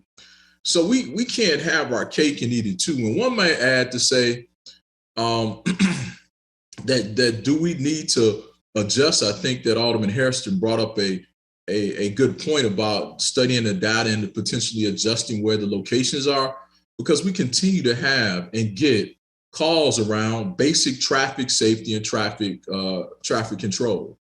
And so while in one breath we want to have safety, in the other breath, as long as it doesn't impact me, I don't think that's fair, and I think that's somewhat of a false way to look at this. I mean, if it's good for the goose, it's good for the gander. So if individuals are going to fly up and down our streets and drive in parks and drive in their schools above the posted speed limit, then they should be held accountable. Everybody's gotten one of these tickets, and it's because we were not paying attention. We were doing something we should not have been doing, and we've exceeded the speed limit. These are only, ways for us to combat some of the challenges. I have outside of downtown one of the most unique traffic situations along Madison. I have more traffic fatalities than anybody in this city outside of downtown. So I understand the need for people to slow down. I lost a good friend almost 15 years ago, driving to somebody flying down Madison and hit the guy, knocked him up in the air. And now, his wife and two children are not, he's not with his family. So we need to really take a step back and not do what may be what people is, popular to say, hey, we're going to do this, but look at the reality of what we're telling people, that it is okay to fly down some of these residential streets. So understand that that what we're telling people, that it is okay to flat down residential streets. Thank you. Thank you, Alderman Irvin.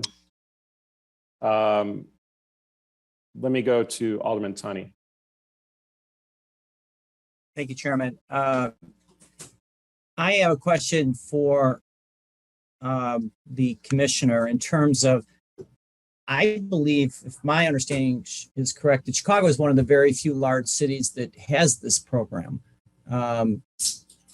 Correct me if I'm wrong. And then the question is not necessarily to abandon it, but the ordinance is asking to, for the speed limit to go back to where it was in the beginning, if I'm not mistaken. It isn't to disband the program, but can we get answers to that question? So there are other major cities we can provide those, but New York is a great example that has a very active speed camera program. They have about 1,000 cameras on the street across, I think it's 750 zones. And they just increased that. They're trying to put actually 2,000 speed cameras on their streets. They use the park and school zone. But what is their threshold though? What's their threshold? Their speed limit's actually 25 miles an hour. So no, but in terms of when the fine goes into effect. Yeah, unless someone on my team knows, let's just get that info and submit it. In New York, it is 10 miles an hour. Oh, it's 10. Okay, from 25 miles an hour. Right. What? Okay, Kevin. So what about other cities? Because that's where I think I'm moving. Is this 10 miles is more the standard, not the 6. And they're starting from 25 miles per hour, so 10 miles over 25 is what's happening in New York. But Kevin, can we maybe provide more information now or through the chair on the cities? Yeah, I don't have necessarily of every single city that, what their threshold is. So I'd have to get that through the chair. Yeah, at least in the research, and we've been working on this for a while, that Chicago is definitely the most strict in regards to when the fines actually commence.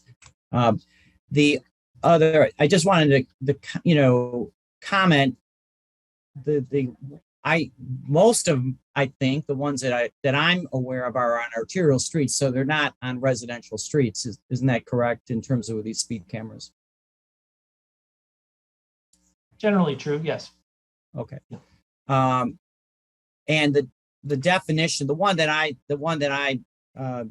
think that at least we hear the most of is the one on Irving, which I think is the second highest revenue on the entire city on the north side. That it is nestled around Seminary and Irving, but basically from Clark to Sheridan.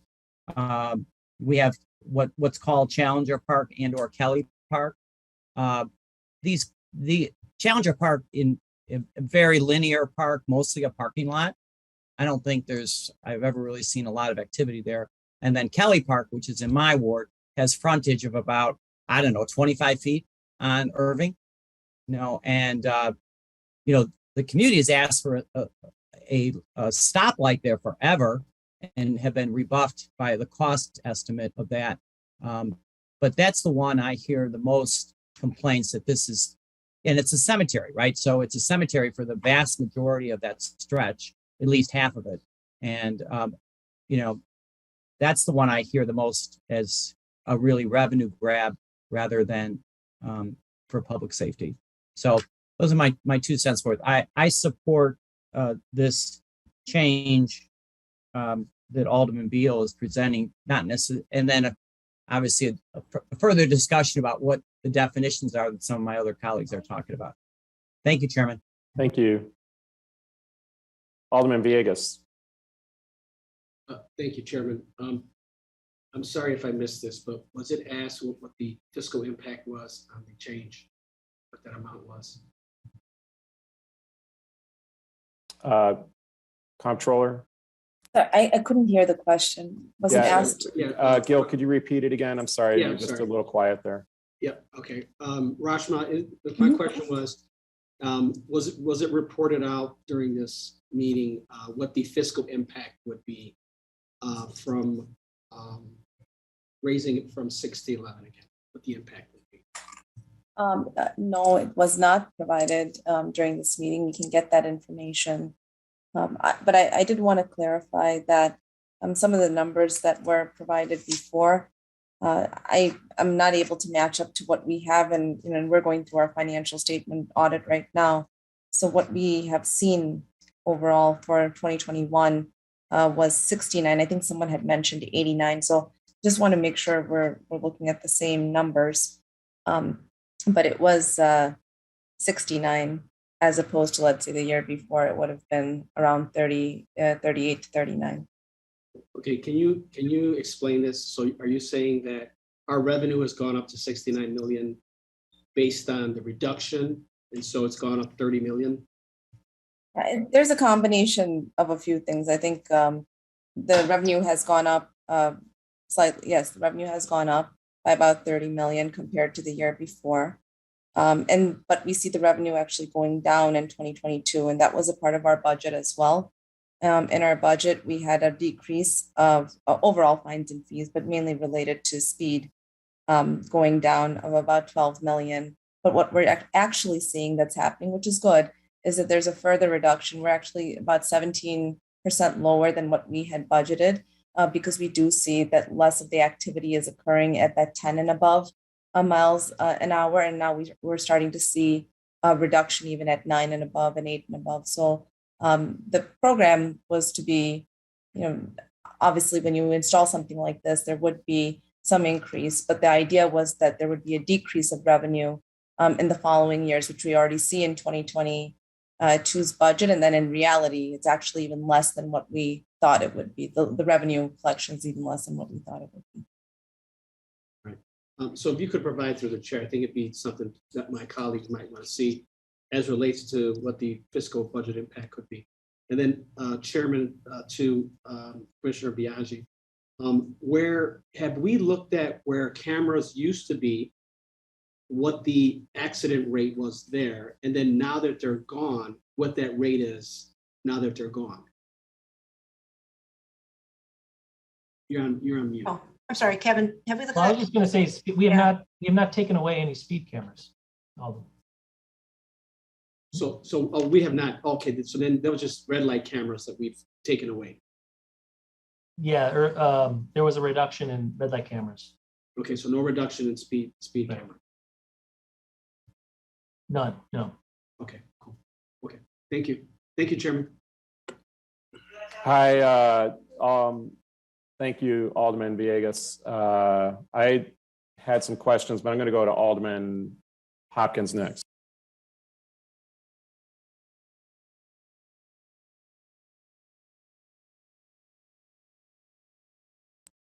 Alderman Hopkins. Yeah, thank you, Mr. Chairman. It may not sound like much of a difference between 6 miles per hour and 10 miles per hour over, but it really is. It isn't just our support as council members that's important here. It is the public's support. And I think we're compromising our ability to really get the public to buy in to an expanded camera enforcement program. If it's perceived as being primarily about revenue, and if it's perceived as being, somewhat minor or for petty offenses, as has been repeatedly pointed out here, traffic safety is a real issue right now. Pedestrian and cyclist deaths are increasing. Reckless driving is increasing. Bad driving habits are endemic. And we really need to address that. And video enforcement is a big part of what could make a difference. But if the public doesn't trust it, if they're not on board, it's going to be that much harder for us to do it. So I really think it's a mistake to start off an expanded program with this 6 mile an hour trigger. All it is doing is turning people against us as we try to advocate for stricter, more effective enforcement of existing traffic laws. So for that reason, I am in full support of this change. And I just wanted to state that the reason I'm in support of this change is because I am a big believer in expanded enforcement through video technology. I'm an advocate for the program. We just have to do a better job of prioritizing it to make sure that the public's on our side. Thank you, Mr. Chairman. Thank you. Alderwoman Dowell. Yeah, thank you, Mr. Chairman. I'm not a big supporter of speed light cameras and speed cameras, and actually voted against it when it was presented initially. So I want to ask you, Commissioner, about the one that I have the most familiarity with is the one in Washington Park that cuts through King Drive and goes to Cottage Grove and towards the University of Chicago, the hospital, Hyde Park. And in your diagram, one of your diagrams, you talked about how, there's this big gap in pedestrian crossings, which is, I think, one of the rationales that you're using to put in these locations. Is that correct? Yes, one of the things we want to do is where it makes sense to narrow the roadway safer for drivers and pedestrians. Okay, because in this particular instance, and if I heard you right, this is one of the highest grossing locations. I don't know that. So I think someone else made that statement, and maybe Reshma, you could confirm, or we could. But that's what was said in the previous testimony. Okay, so I really do think you need to review the locations of these cameras, because this is a stretch of road that is not a pedestrian crossing. It's basically 4 cars to make the connection from Washington Park over to Hyde Park. It's not a pedestrian crossing. I can't recall seeing where that happens on that road. So I question the reasons why that's there, other than for catching people, and making money for the city. I would like to have an understanding of how you take into consideration when you remove these cameras and when you put them in. So anywhere?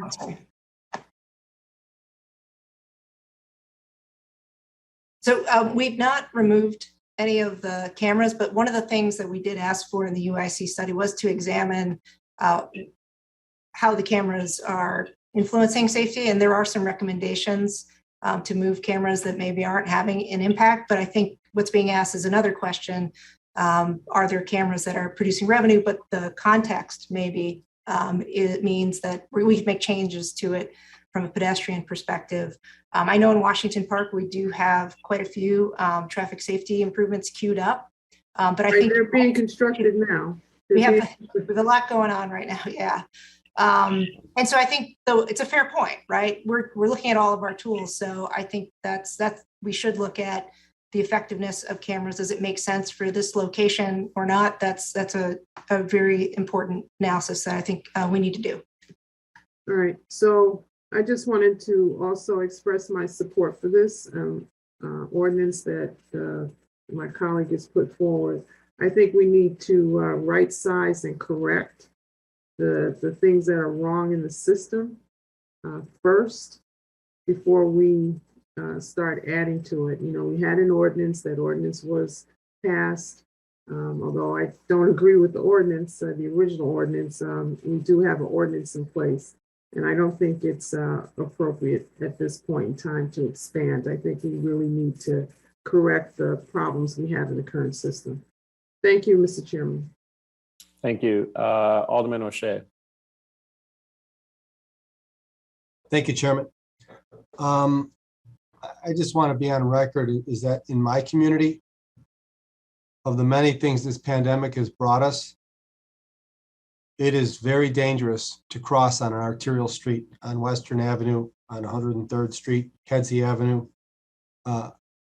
Every week I get phone calls and emails from parents whose children are crossing to go to school in the morning, coupled with the fact that it's not uncommon in my community for a crossing guard not to show up for their post in the morning.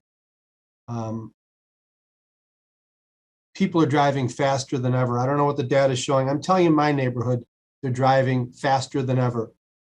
They're a half block before the red light, the light that's turning red, and they gun it. It's absolutely out of control. And I would like to talk to someone, Commissioner, from your team, coming out and take a look in my community at what we can possibly do I know we're very limited to what we can do on residential streets, but certainly on the arterials, it's absolutely out of control. And I'm very concerned that it's not if, but when I'm going to have a child or someone struck by a vehicle traveling at a high rate of speed. I'm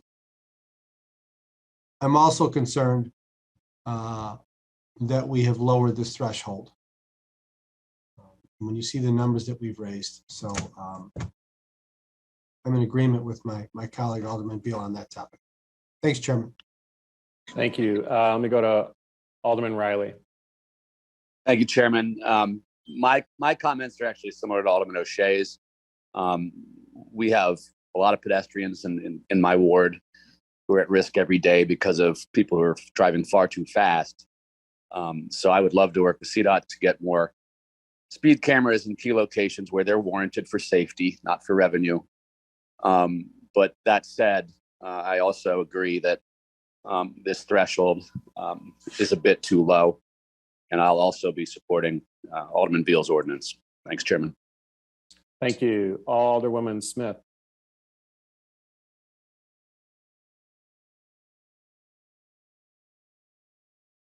Thank you very much, Mr. Chairman. So I have a question. Are you prohibited from putting speed cameras on the drive?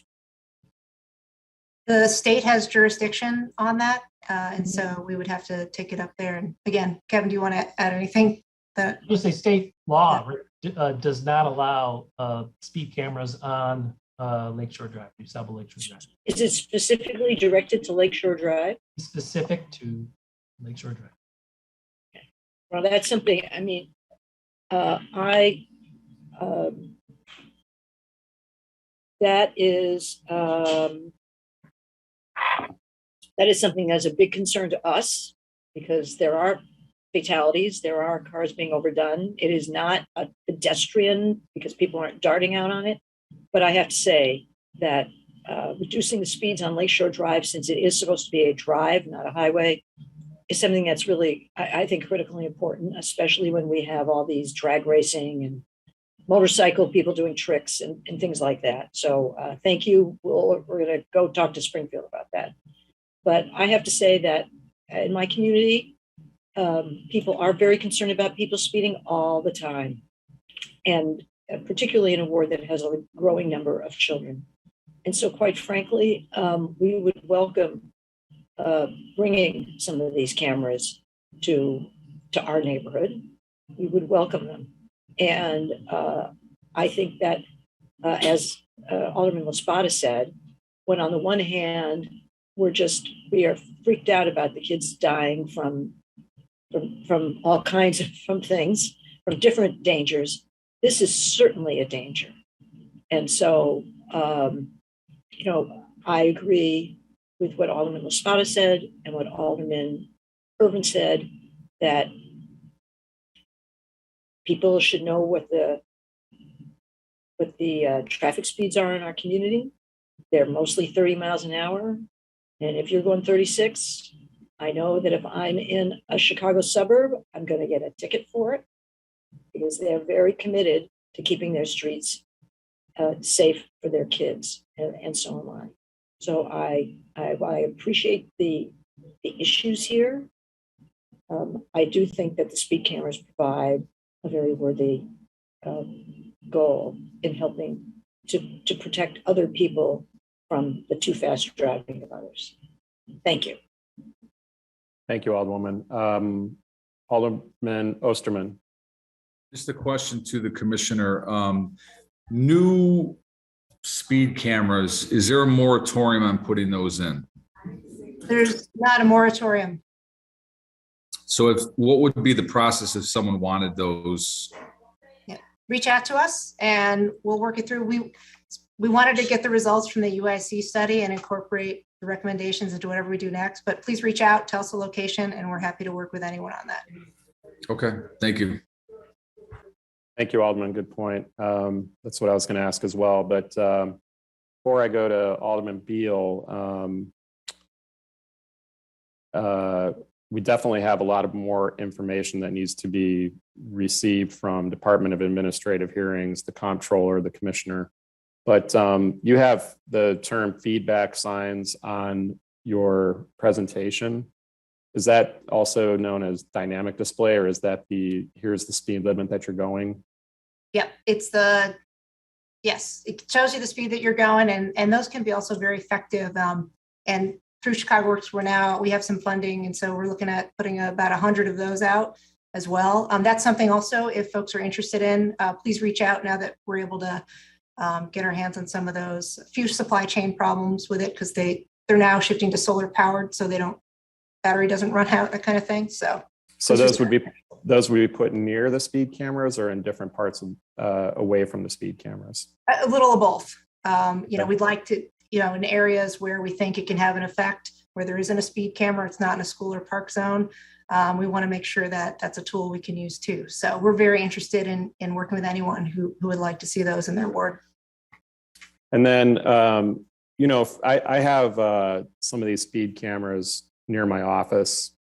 I often get people who come in and they're screaming, yelling obscenities about the light going off, whether they know they got a ticket or not at that point. Typically, the defense is that I didn't see the park, I didn't see the school. In some cases, we have daycares that are right nearby. We get into arguments about a daycare is not a school, issues like that. But I look at this reducing that speed, especially in some of these areas, I think is a good thing.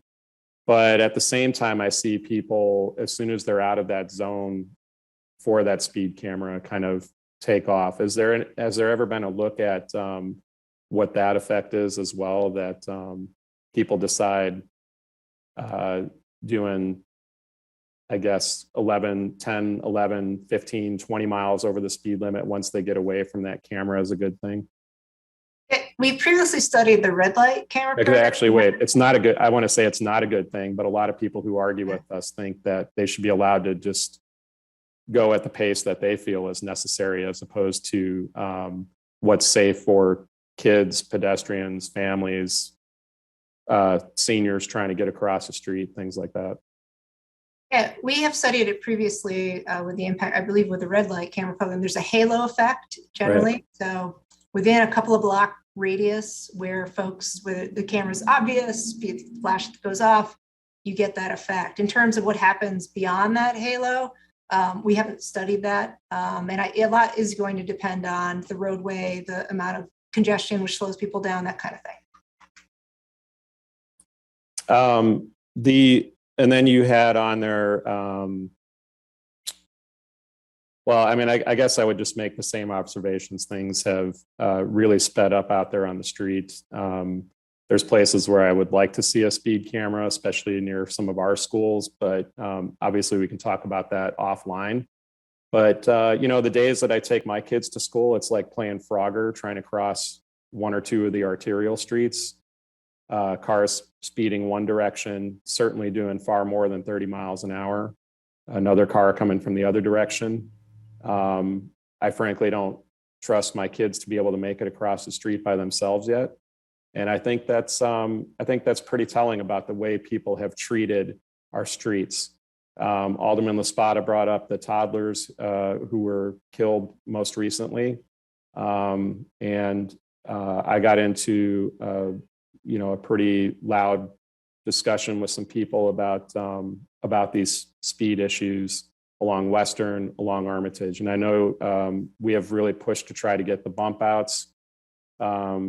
People in Chicago tend to do it more than in a lot of other places I've seen, which is go around the cars that are turning left, across traffic. They tend to go right over those bump outs in some places.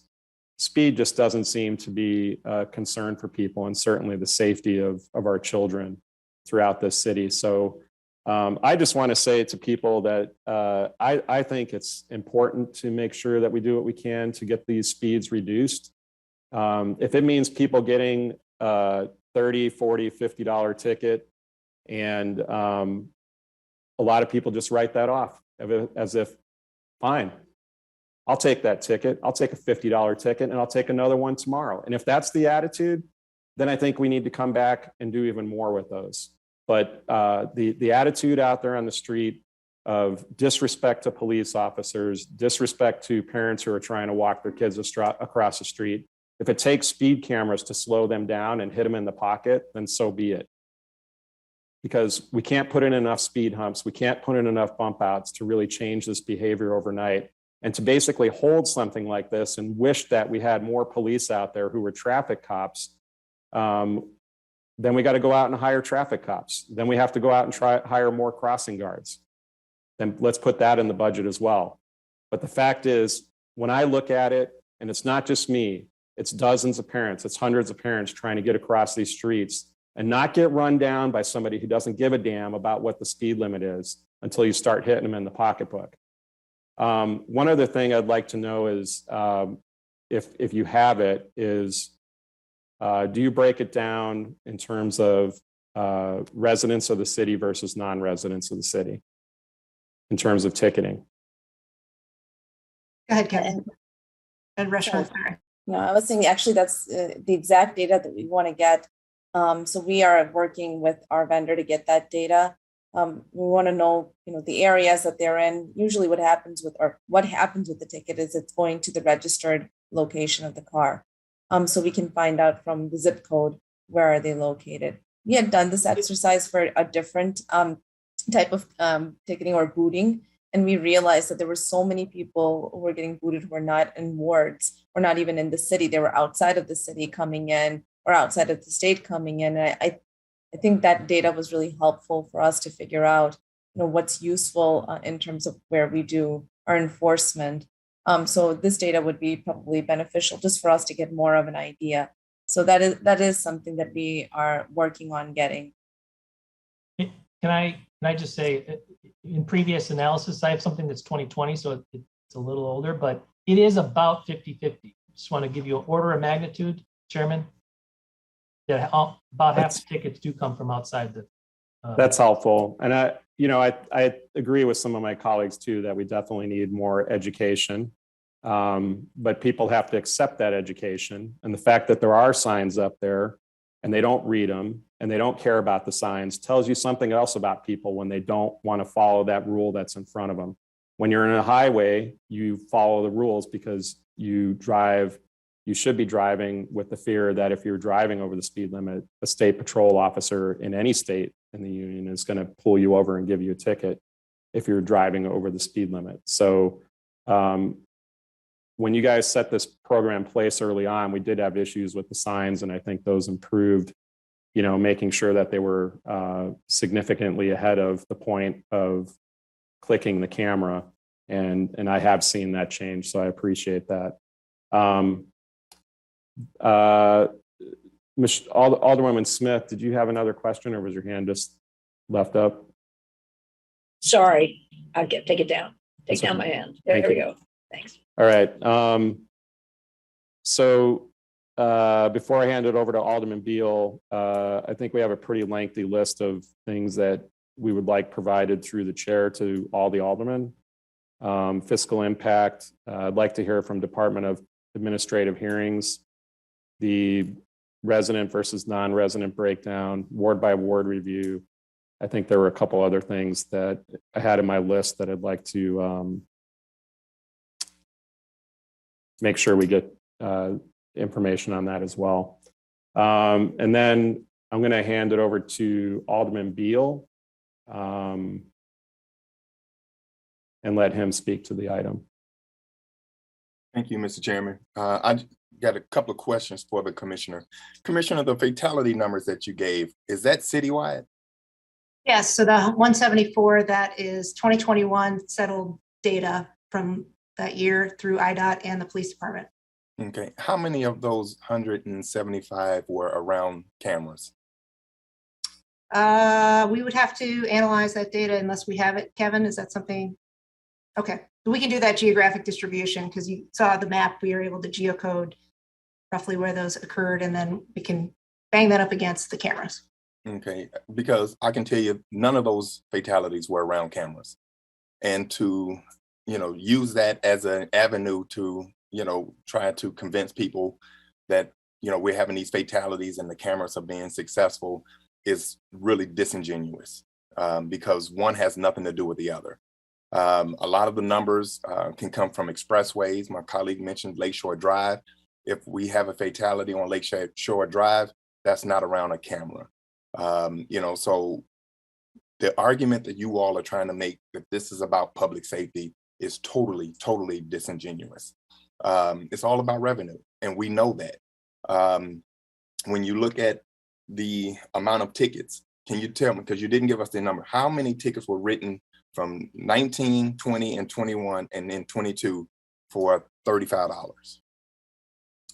We can provide it. You're right. We did not include that as a slide, but we can provide that. Okay, but you showed the numbers of $100, which showed a reduction, but you didn't do 35. Again, you're being disingenuous, because if you're going to have a full study and you gave a full presentation, you should have had those numbers as well. And so you can't, show a decrease when it favors you, but when it doesn't favor you, you want to not include that in your presentation. And so that is the whole premise of this whole program. This whole program is disingenuous. And so, I wish my residents could write off $35 time and time again.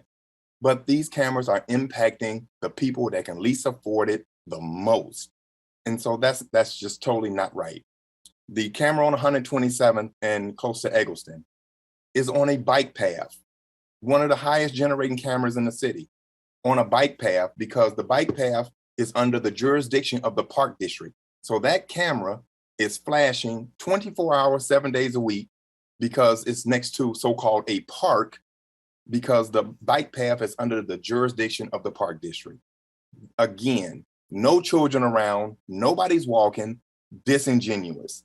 And so, I've been fighting for this, and I understand that, some people are opposed to it. I'm not opposed to safety. I love safety. We all do.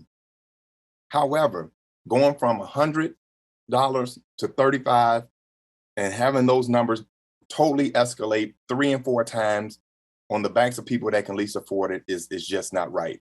And so I believe moving it back from 6 to 11 still goes according to the public safety that we're all trying to achieve here in the city, and we all support that. And so, matter of fact, I do have one question for the comptroller. This program that you all have implemented for the payment program, if we change this from 6 to 11, you can still implement that program, correct? Yes. The program is implemented for all types of tickets. So even if it's at 6 to going back to the 10, which we used to have, the program would still be effective. Okay, I appreciate that. And so again, this is just about public safety. I'm sorry, it's not about public safety. It's all about revenue. So with that, Mr. Chairman, I ask for a roll call vote. I'm going to, Alderman Beal, I'd like to hold this until I'm asking for a roll call vote, Mr. Chairman. Well, if you would let me speak first. You've got 5 or 6 outstanding items that you asked for, that your experts who just gave rhetorical questions asked for, and that several aldermen asked for. You came to me at the last minute yesterday afternoon with no information except to have a last minute hearing on it. So what I would like to do is recess until Tuesday, get all this information for you, and then we can have a vote on Tuesday. Is that acceptable? No, it's because not. I've got at least 5 things on here that people have asked for. And they can still provide that information Tuesday if we vote today, and then they can still provide that same information. I'd like to recess until Tuesday to get everybody the straight up facts. And then at that point, if they want to vote, they would actually vote yes on your item. We can do that then. I'm requesting a roll call vote, Mr. Chairman. Move to table. Alderman, I'd like to stand in recess for this committee. Thank you, Chairman.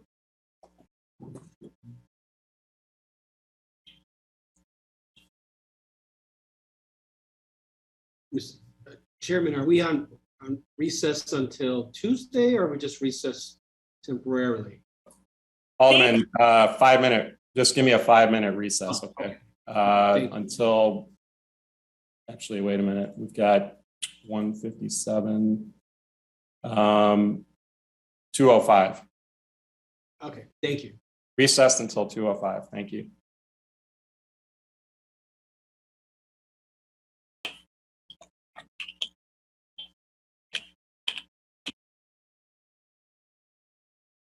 Ladies and gentlemen, everybody's still there?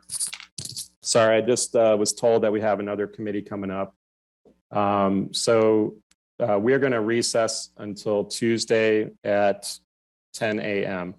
And I will send notice out on that recessed agenda. So that would end the meeting for right now. We will recess until Tuesday at 10 a.m. Thank you.